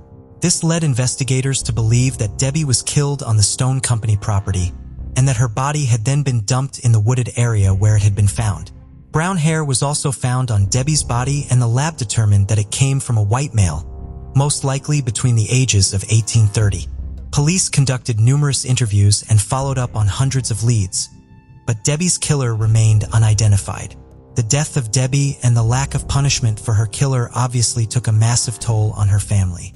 She was my baby, and I loved her so much. I couldn't understand why it was her instead of me. It was the way she had to go that hurt me so bad, and it still hurts. I would at least like to know who done it before I pass away, Debbie's mother, Juanita, said in July of 2018 as she battled leukemia. Juanita, unfortunately, did not get her wish to live to see her daughter's killer identified. She passed away on September 17, 2018. In accordance with her wishes, her ashes were buried alongside Debbie's body. Describing what losing Debbie felt like to reporter Jessica Knoll in 2018, Debbie's father John tearfully said, "Somebody took my baby. Tears you up, literally tears you up. I was like a zombie around here for a while. It's just like taking a big chunk out of your body. When I found that out, it was just like losing a part of me being gone. It was gone, and it ain't never come back, and never will it come back." John participated in the interview with Jessica Knoll because he still hoped to live to see Debbie's killer brought to justice. He believed there were people who had information on the case, and he did the interview in hopes of one of them seeing it and coming forward. He believed that if Debbie's killer was still alive and could be prosecuted, he should be executed following his conviction because he obviously was not sorry for what he had done, as evidenced by the fact that he had never come forward. Like his ex-wife, John died without ever seeing justice for his daughter. He passed away in January of 2022, just 3 days before the 50th anniversary of Debbie's murder. While he was not alive to see it, Debbie's case would finally be solved the very next year. By the times of their deaths, Debbie's parents at least knew that police were still looking for their daughter's killer, and that technology that had not yet been available at the time of Debbie's murder was being used to hopefully solve the case. Luckily, the original investigators assigned to Debbie's case had preserved the evidence from the case very well. What would prove to be the two most useful pieces of evidence in the age of DNA testing, the hair found on Debbie's body and a small piece of cloth found next to her body, were preserved well enough to still be usable for testing even decades after Debbie's death. In 2001, the FBI conducted testing on the hair. They could not identify Debbie's killer, but the testing did narrow the suspect pool considerably. The case was handed over to the Cobb County Cold Case Unit in 2015. That same year, the evidence in the case was sent for more DNA testing. A partial male profile was developed, but a match to it could not be found in the combined DNA index system. Investigators with the Cold Case Unit developed several strong suspects, but each was ultimately excluded by DNA. Thanks to extra funding received in 2019, further advanced DNA testing was conducted on the cloth in 2022. A familial DNA profile was developed and investigators used genetic genealogy to search for potential suspects. The Cobb County Cold Case Unit began working with DNA Labs International in 2023. They were able to identify several relatives of the contributor of the DNA from the cloth. When authorities contacted these relatives, they agreed to provide samples of their DNA. Comparing their DNA with the DNA from the cloth helped give the authorities had his body exhumed so that samples could be taken for direct DNA testing. This testing confirmed his DNA was a match to that from the crime scene. On September 18, 2023, Cobb County District Attorney Flynn D. Brody Jr. announced that Debbie's killer had been identified as William Beal Rose, who had been 24 years old at the time of the murder. Rose could not be arrested because he took his own life in 1974, 2 years after Debbie was killed. Gold case investigator Roy Alter stated at the press conference announcing Rose's identification that he suspected Rose may have ended his life because he was afraid of being caught for Debbie's murder. According to Mr. Alter's conversations with Rose's family members, Rose had been worried about going to jail prior to his death, but his family had assumed his concerns stemmed from minor incidents. Rose did have a criminal record but had only ever been arrested for alcohol-related incidents. He had not previously been a suspect in the case. It does not appear that Rose knew Debbie prior to her abduction. However, he did have relatives who lived in her apartment complex, giving him a reason to be a regular visitor there. He may have seen her playing outside during prior visits to the complex, but her murder appears to have been a crime of opportunity. Debbie's brother, Melvin, was present at the press conference to express his gratitude for investigators and their ongoing efforts. He was relieved both because he finally knew who took his sister from him and because her killer was not someone his family knew.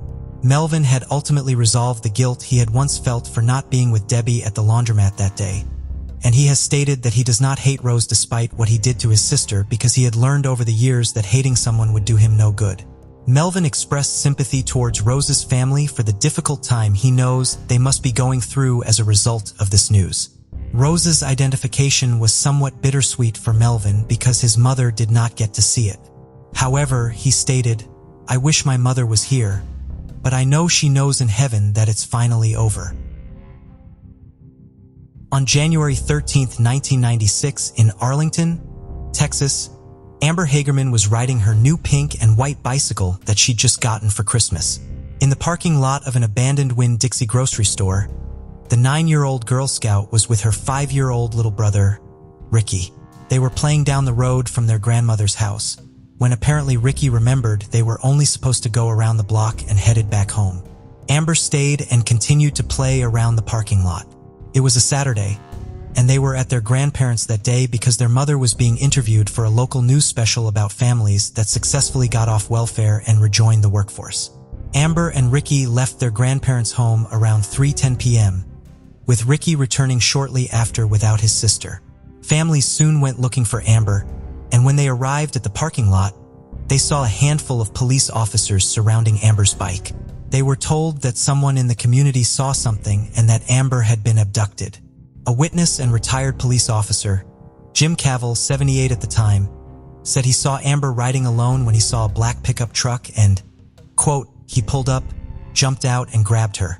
When she screamed, I figured the police ought to know about it, so I called them. Jim gave a description of the abductor. He said that it was a man, Caucasian or Hispanic, in his 20s or 30s, shorter than 6 feet, medium build, with dark hair. He was driving a black pickup truck with no markings or chrome and seemed to be in clean working condition. He noted the time of the abduction was 3:18 p.m., and Amber had only been alone for a few minutes. Law enforcement, the FBI, and locals began a massive search for Amber, and her abduction made national news, but despite the nationwide attention, no other witnesses ever came forward to identify the man or the vehicle. For days later, a man was walking his dog when he saw something in a creek. When he looked closer, he found a body lying face down in the water. Police arrived at the scene, and the body was identified as the missing 9-year-old Amber Hegerman. Amber's body was found less than 4 miles from where she was abducted. She was found completely naked except for a sock on her left foot, and her throat had been cut. Police believe that she was washed down the creek as there had been considerable rainfall the night before she was discovered. Police worked hard to find anything on Amber's murder, but there was little evidence. It was later discovered that she had been alive for at least 2 days after her abduction, making police believe that someone might have seen something. Also, due to the circumstances of the abduction, they believe that Amber was targeted and may have been stalked prior to her being taken. Since Amber's death, law enforcement has followed over 7,000 possible leads. There was a laundromat next to the abandoned grocery store where Amber was abducted. Authorities know that this area had many Hispanic people who may have felt uncomfortable talking to police at the time. Police have said in more recent press releases that they do not care about legal status and they just want any information on Amber, and that it might be given anonymously, and urge anyone with information to come forward. They want justice for her family. In a 2021 press conference, it was released after all this time that they did have one piece of evidence with DNA. Police have stated that they would not reveal the evidence as only the killer would know. They had planned to test the evidence through more modern means later that year. Donna Williams, Amber's mother, said, quote, to Amber's killer, I'm asking you today, please turn yourself in. Give Amber justice. Amber needs justice deeply. It has been over 25 years since Amber was murdered. Police have never stopped looking for her killer, and she has had a significant impact not only on Arlington, but across the country. Amber's case was what inspired the Amber Alert system, which was suggested by a local woman, Diane Simone. She wanted to help in search efforts, but didn't know how to best assist. She had an idea to utilize radio station and news broadcasting to amplify missing or abducted children cases, using the existing systems that were used to alert to weather warnings or civil defense alerts. It has been called several names in honor of other missing children in other states, but is now called the Amber Alert system nationally and even internationally, with other countries adopting the system. In the US, the Amber Alert has saved over 1,114 children. On February 28, 1983, 2 men entered an abandoned apartment building on Clemens Avenue in St. Louis, Missouri, scavenging for copper pipe or looking for something to fix their car. That detail is mixed. They looked around the house and then went down to the basement. When they got to the basement, they couldn't see anything, so one of the men lit a cigarette. And when he did, he saw something in the shadows. When the men looked closer, they found a child's body lying on her stomach, and the men called the police. When law enforcement arrived, they found the body of an African-American girl, naked from the waist down, wearing a yellow V-neck long-sleeve sweater. She had been restrained behind the back with a red and white nylon rope. She had red nail polish on all her fingernails. The body had been decapitated, and the head was missing. After the autopsy, the medical examiner determined the girl to be between the ages of 8 and 11. She had been sexually assaulted and strangled before she had been decapitated. She had been well nourished with no signs of previous abuse, but her stomach was empty at the time of death. They took a mold sample of her body in the area and determined the girl had been killed 3 to 5 days before her body was discovered.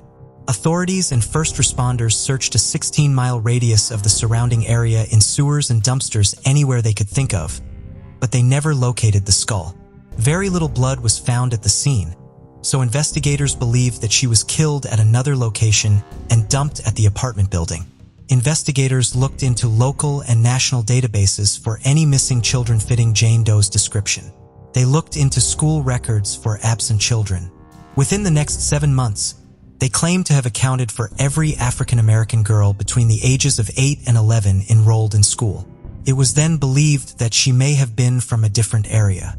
There were never any witnesses, and the police found no other evidence. They never identified little Jane Doe. Her case went cold.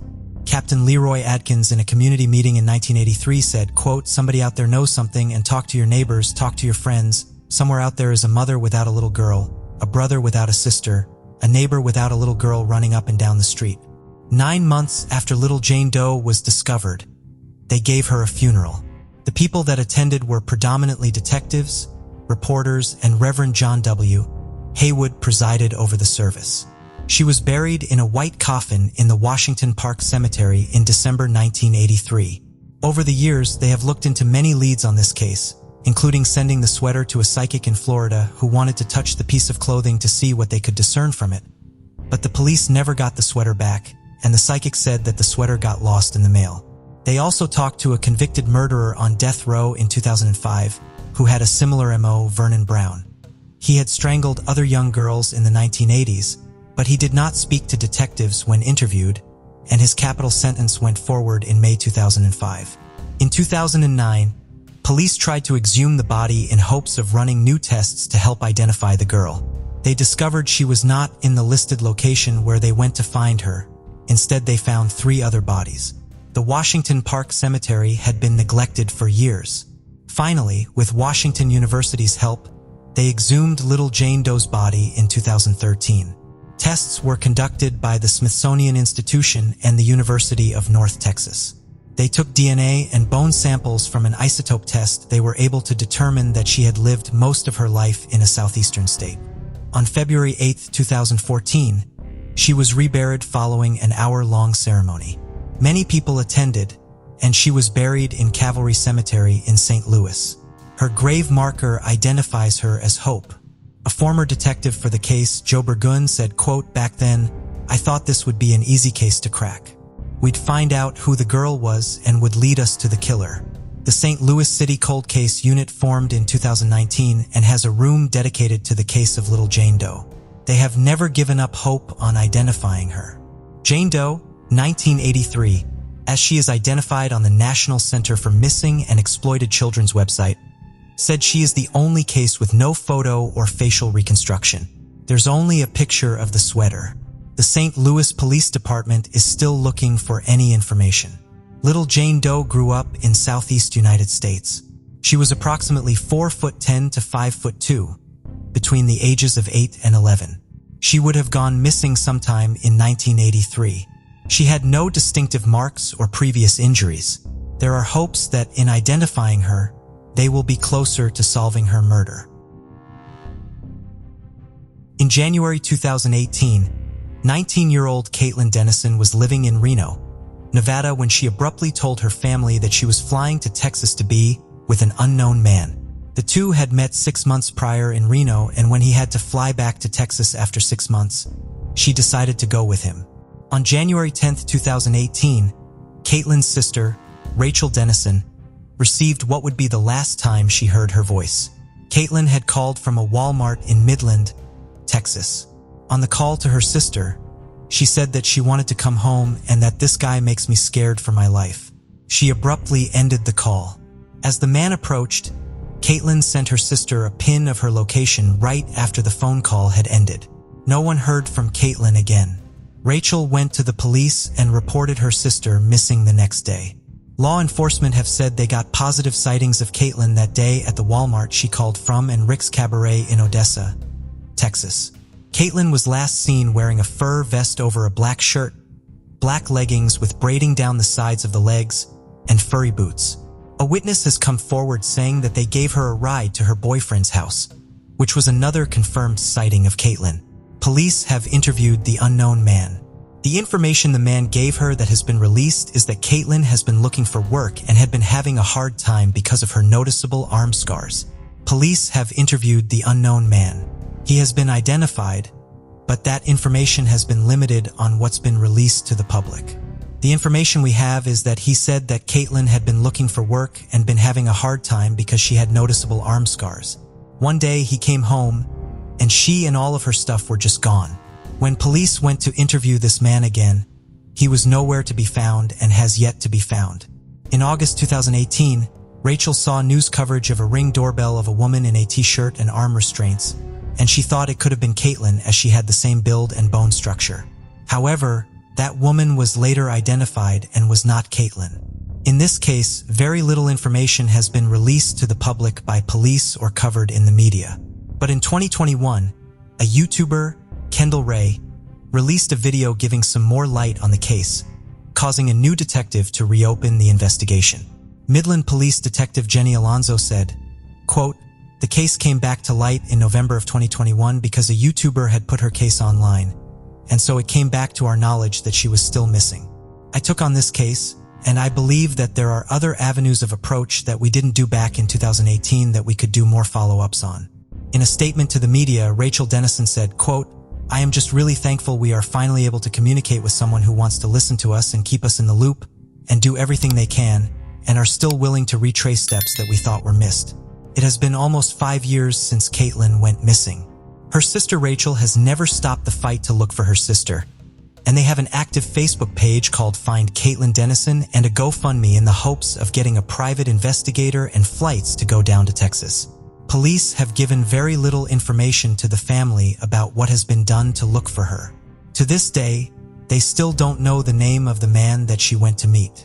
Caitlin Dennison would be 23 years old today. At the time of her disappearance, she was 5'4", 120 pounds, with blonde hair and blue eyes. She has an alien head, an M tattoo on her left knuckle, a Libra scale tattoo on her right arm, 2 piercings on her nose on both sides, a bottom lip piercing, a tongue piercing, and a Medusa piercing. She also has scars on her arms and legs. Caitlin's family and Texas Rangers have been working to find answers to her disappearance and are asking for the public's help. If you may have seen Caitlin or know of her whereabouts or who she may have been with, please contact law enforcement. Harvey Eugene Whitaker, who went by Gene, was born in Kokomo, Indiana on October 6, 1926. He was a very responsible and disciplined young man. He grew up on a farm with numerous siblings with whom he was close and worked as a typesetter for the local newspaper. He joined the Army shortly after he graduated high school. He managed to rise to the rank of corporal in under 2 years. In the summer of 1947, 20-year-old Gene was in the Engineer Corps, assigned to the Armed Forces Special Weapons Project at the top-secret Sandia base, which was located on the outskirts of Albuquerque, New Mexico. Gene failed to report for roll call on the morning of July 1, 1947. This immediately signaled trouble to his superiors as Gene was a dependable soldier who they could not imagine abandoning his duties. Gene did not smoke or drink and had never gone absent without leave before.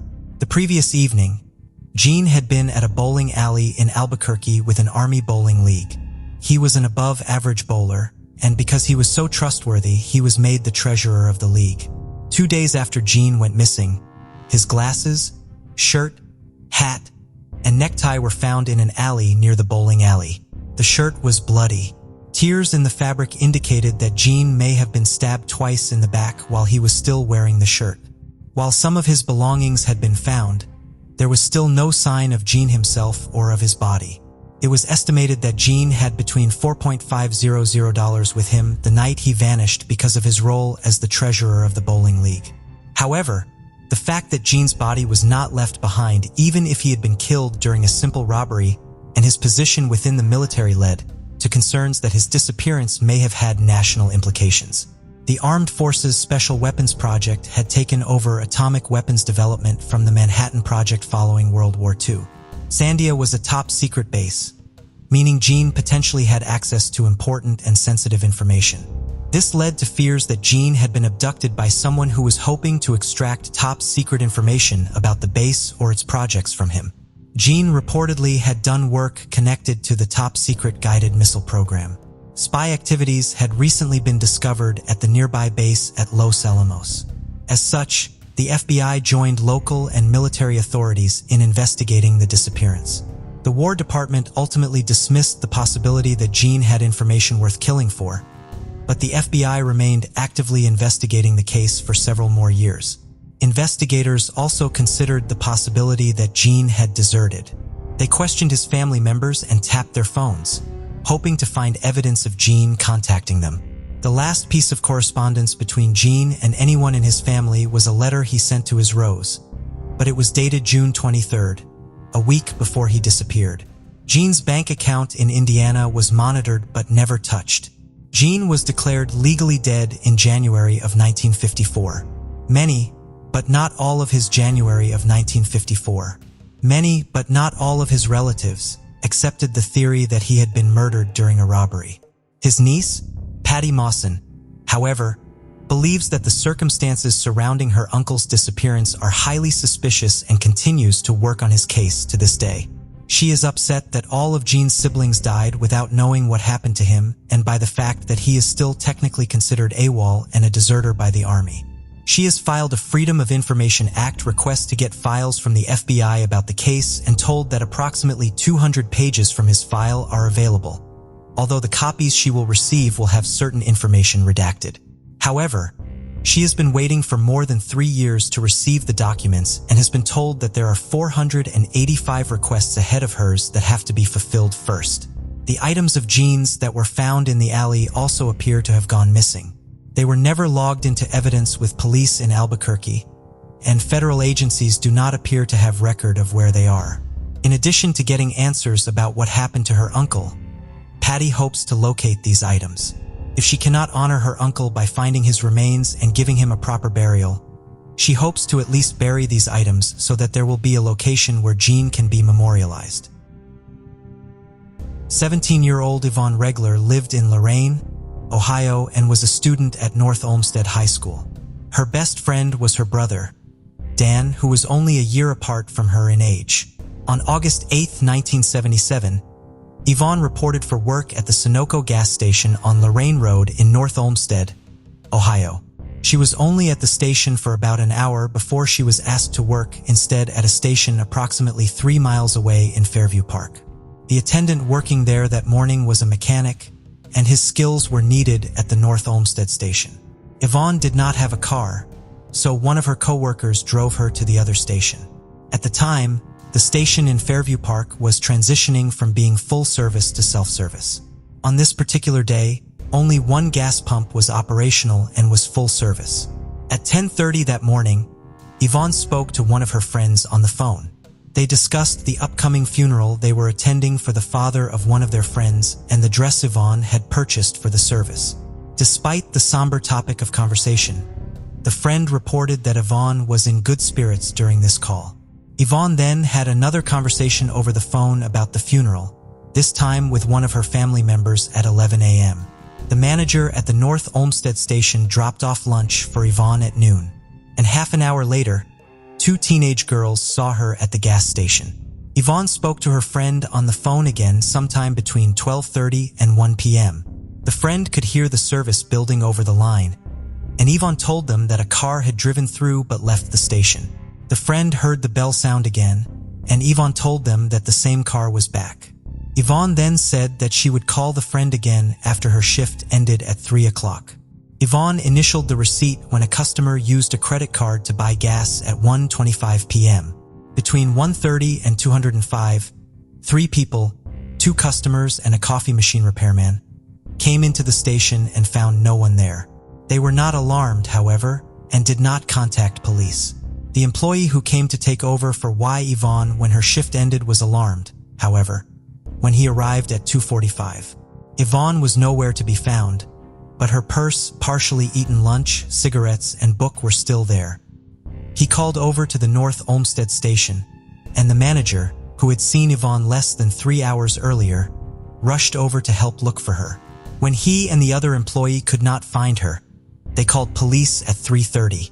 There were no signs of a struggle inside the station, and there was still $300 in cash in the register.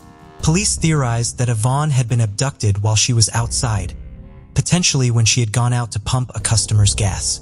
More than 100 tips were investigated in the following years. Local, state, and federal law enforcement agencies were involved in the investigation. Numerous persons of interest were identified, but without finding Yvonne or her body, police could only theorize about what had potentially been done to her. Years and then decades passed without any answers in the case. The passage of time did not diminish Yvonne's family's desire for answers. In 2014, one of her family members asked to provide a DNA sample so that Yvonne's remains could be identified should they ever be located. This led to a renewed effort by authorities in the investigation. Police went back and re-interviewed all of the witnesses in the case. In 2016, on the 39th anniversary of Yvonne's disappearance, the Fairview Park Police Department announced that during this process, they had identified a potential person of interest in the case. This man was known to police and had previously been connected to crimes of a similar nature to Yvonne's case. Police made this news public in hopes of encouraging new witnesses to come forward with tips that could potentially help them confirm or refute this individual's involvement in Yvonne's disappearance. The effort did not result in the case being solved. In 2021, the National Center for Missing and Exploited Children released an age-progressed image of what Yvonne may look like at the age of 62. Everyone is doing what they need to be doing on the police side. On my side, all I can do is hope that there will be closure, Yvonne's brother Dan said in 2022.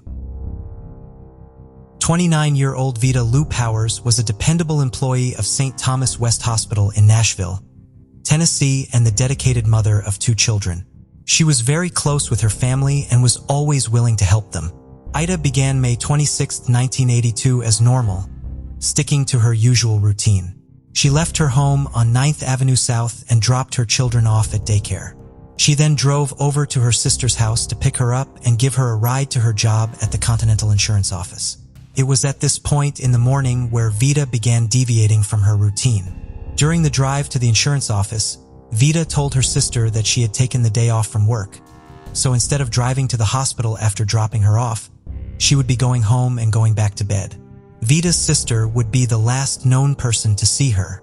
Vita did not pick up her children from daycare that afternoon, which was unheard of for her. Her family was notified and the search for her quickly began. She was not at home and neither was her car, an orange 1975 Chevrolet Monza. A formal police report was taken on May 28th and police joined the search. Vito's car was located on May 30th, abandoned on 14th Street South near Edgehill Avenue, just a few blocks away from her home. According to police, the location was unusual and it appeared that someone had tried to conceal the car so that it would not be found right away. Vita's purse and eyeglasses were found inside the vehicle. This was concerning because Vita had very poor eyesight and relied heavily on her glasses. The glasses being left behind led police to believe that foul play was involved in Vita's disappearance. Police do have a person of interest in the case, but not enough evidence to conclusively tie him to Vita's appearance. The month of May continues to be difficult for Vita's 2 children because it marks the anniversary of her disappearance as well as her birthday and Mother's Day. Vita's daughter Yolanda, who was just 9 years old when her mother went missing, continues to search for her mother and hopes that anyone who knew her mother at the time she vanished or, as even the smallest piece of information will come forward. I'm just keeping it positive. Every day, the Lord wakes me up, is a day for me to try and find her, Yolanda said in 2023. Jason Knapp was a native of York, Pennsylvania. He was hardworking and smart. He was also a perfectionist from a young age, once crying for 3 days because he got a bad grade on a test in elementary school. As he got older, his commitment to excellence quickly paid off. He played 3 sports in high school and had lots of friends, to whom he was very loyal. He was accepted into the mechanical engineering program at Clemson University in South Carolina. He was a member of the ROTC. And in 1998, 20-year-old Jason was pledged into the National Society of Pershing Rifles, a national military honor society. His hobbies also required a great amount of skill as he enjoyed target shooting and mountain biking. Jason normally called back home to speak to his mother, Deborah, in Pennsylvania every day. During their call on Saturday, April 11, 1998, he told her about his induction into the Pershing Rifles and how he and a friend had been out looking for an apartment. This would be the last time Deborah spoke to her son. Deborah did not get any calls from her son in the next few days, which was unusual, but she assumed he was busy studying in preparation for the end of the semester and making arrangements for his housing in the following school year. On April 17th, Deborah finally received a phone call, but it was not from Jason. It was from one of his roommates informing her that no one had seen Jason all week. The last time anyone had seen Jason was the day he last spoke to his mother, Saturday, April 11th. That evening, his roommate had seen him watching a movie in their apartment. When Deborah learned of this, she immediately called police in South Carolina to report her son missing. Police officers checked local hospitals and searched Jason's apartment. The following day, Deborah and her ex-husband, Jason's father, John, traveled from Pennsylvania to South Carolina to help look for their son. On April 21st, Jason's white 1990 Chevrolet Beretta was reported to police as being parked at Table Rock State Park in Pickens, South Carolina, approximately 30 miles away from his college campus. According to the park superintendent, they had not contacted the police earlier despite the fact that the car had been there since April 12th because there was a trail within the park that took a full week to complete. Since there was a sticker on Jason's car indicating that he was an ROTC, park staff had assumed he would have had interest in hiking such a long trail and the physical strength and skills needed to complete it. Even when the car remained untouched after a week, they believed that its owner may have been too tired to drive after completing the long hike and had gotten a ride home and planned to come back for the car at a later time. When the car was still there on the 9th day, however, they became concerned and notified the authorities, who quickly connected the car to the active missing persons case. Authorities believe Jason entered the park between 3:05 p.m. on Sunday, April 12th, the day after his last phone conversation with his mother. His fingerprints were found on the park ticket, so they do believe Jason was the person who drove his car to the location. Table Rock State Park consists of thousands of acres and much of it is wilderness. An extensive search was launched in the park and a nearby lake was drained. No signs of Jason were found despite the massive effort, which took more than 2 weeks. Police say there were no signs of foul play in the park or in Jason's car. Jason withdrew $20 from his bank account the day before he disappeared, and his bank account has not been touched since. In 2017, Jason's parents made the difficult decision to have Jason declared legally dead. His father John's health was declining, and his mother had medical issues as well. They hoped that the process would give them a chance to say goodbye to Jason before they passed away. The process was completed in January of 2018. A memorial marker was installed for Jason at Susquehanna Memorial Garden in his hometown. Jason's father, John, passed away in 2019. Even 25 years after his disappearance, investigative efforts to find Jason are ongoing. In 2022, the National Center for Missing and Exploited Children released a new image of what Jason may look like today. Jason's mother, Deborah, had a bench installed in Jason's name at the Botanical Gardens at Clemson. She travels there yearly to remember her son and write him a letter as part of her efforts to cope with his disappearance. She still hopes she will find answers about what became of her son within her lifetime. Pamela Halapainen grew up in the South Porcupine neighborhood of Timmins, a mining town in northern Ontario. Her mother, Holly Kautuk, was Inuit and her family was originally from Nunavut. Like many Indigenous individuals in Canada, Holly was sent to a boarding school. She arrived at the school at the age of 14, and a year later, she became pregnant with Pamela's older sister, Vanessa Brousseau. Pamela was born 2 years after Vanessa. Holly did her best to actively raise her daughters in their Inuit culture and teach them to embrace their heritage in their daily lives as much as possible. Since there were no other Inuit and Timmins, she was active in the local indigenous community, the Cree. Holly would eventually become the president of the Timmins Native Friendship Center. Pamela and Vanessa were very close growing up and relied heavily on one another.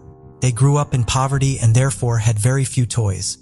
So they used their imaginations to make up games and activities together. Pamela was outgoing and outspoken. She had a big personality, which was also reflected in how deeply she cared for others and the great lengths she would go to help anyone who needed anything. Pamela left school prior to graduating high school so she could go to work. Following a brief stint as a waitress, she found a job in a call center where she excelled.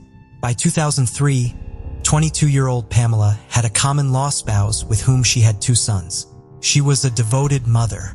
Pamela and Vanessa remained close as adults, and it was common for them to speak multiple times a day.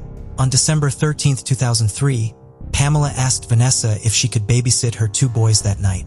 Vanessa was unable to, so Pamela made other arrangements. Vanessa went to Pamela's house on December 15th, but no one was home. She continued visiting the house over the next few days to see her sister and drop off Christmas presents for her nephews, but no one was ever at the house. Vanessa assumed that they had gone to spend Christmas with Pamela's common-law spouse's family. Pamela did not call Vanessa on Christmas Day, which Vanessa was very upset about. On December 26th, Vanessa was able to speak with Pamela's landlord. They had not seen the family either. At this point, Vanessa was still under the assumption that her sister was with her common-law spouse's family and simply failing to call her. Vanessa learned that she was wrong on New Year's Eve. That day, Vanessa and her mother were at a bingo hall when a woman came up to them and asked if they had heard about Pamela. They said they did not, and the woman told them that Pamela had left her common-law spouse. Vanessa and Holly then asked where Pamela's children were. They were still with their father. This was an immediate indication that something was not right to Vanessa and Holly. It was conceivable that Pamela would leave her spouse. There was not even a remote possibility, however, that Pamela would go anywhere without her sons. Vanessa and Holly went to police to report Pamela missing.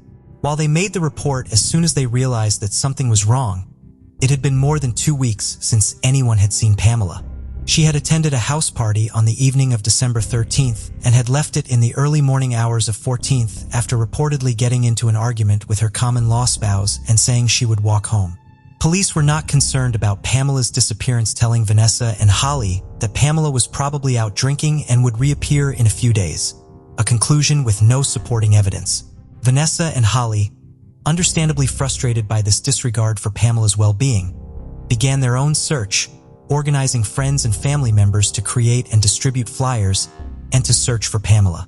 For months after Pamela went missing, when police finally began investigating Pamela's disappearance, they told her family that they believed Pamela was a sex worker in Hamilton, Ontario. They supported this claim with 2 nude pictures Pamela had taken of herself, presumably for her common-law spouse, that had been found on her personal computer. The case was eventually taken over by the Ontario Provincial Police, but the investigator assigned to the case faced allegations of attempted murder and arson. 2013. The case was sent back to police in Timmins, who told Pamela's sister Vanessa that the case was not active. Pamela's mother, Holly, passed away on December 31, 2007, exactly 4 years to the day after she reported her daughter missing to police. Vanessa Brusso continues to advocate and search for her sister. She is active on social media, sharing her sister's story as well as stories of the challenges facing Indigenous people in Canada. Thank you for joining us on this journey into the depths of unsolved mysteries. Cold cases not only challenge our understanding of the past, but also ignite our curiosity and determination for answers. Remember to subscribe to stay updated on our latest investigations. And if you have any information regarding the cases we've covered, don't hesitate to reach out. Together, we can shed light on the shadows of the past and bring closure to those who seek it. Until next time, stay vigilant, stay curious, and never stop seeking the truth.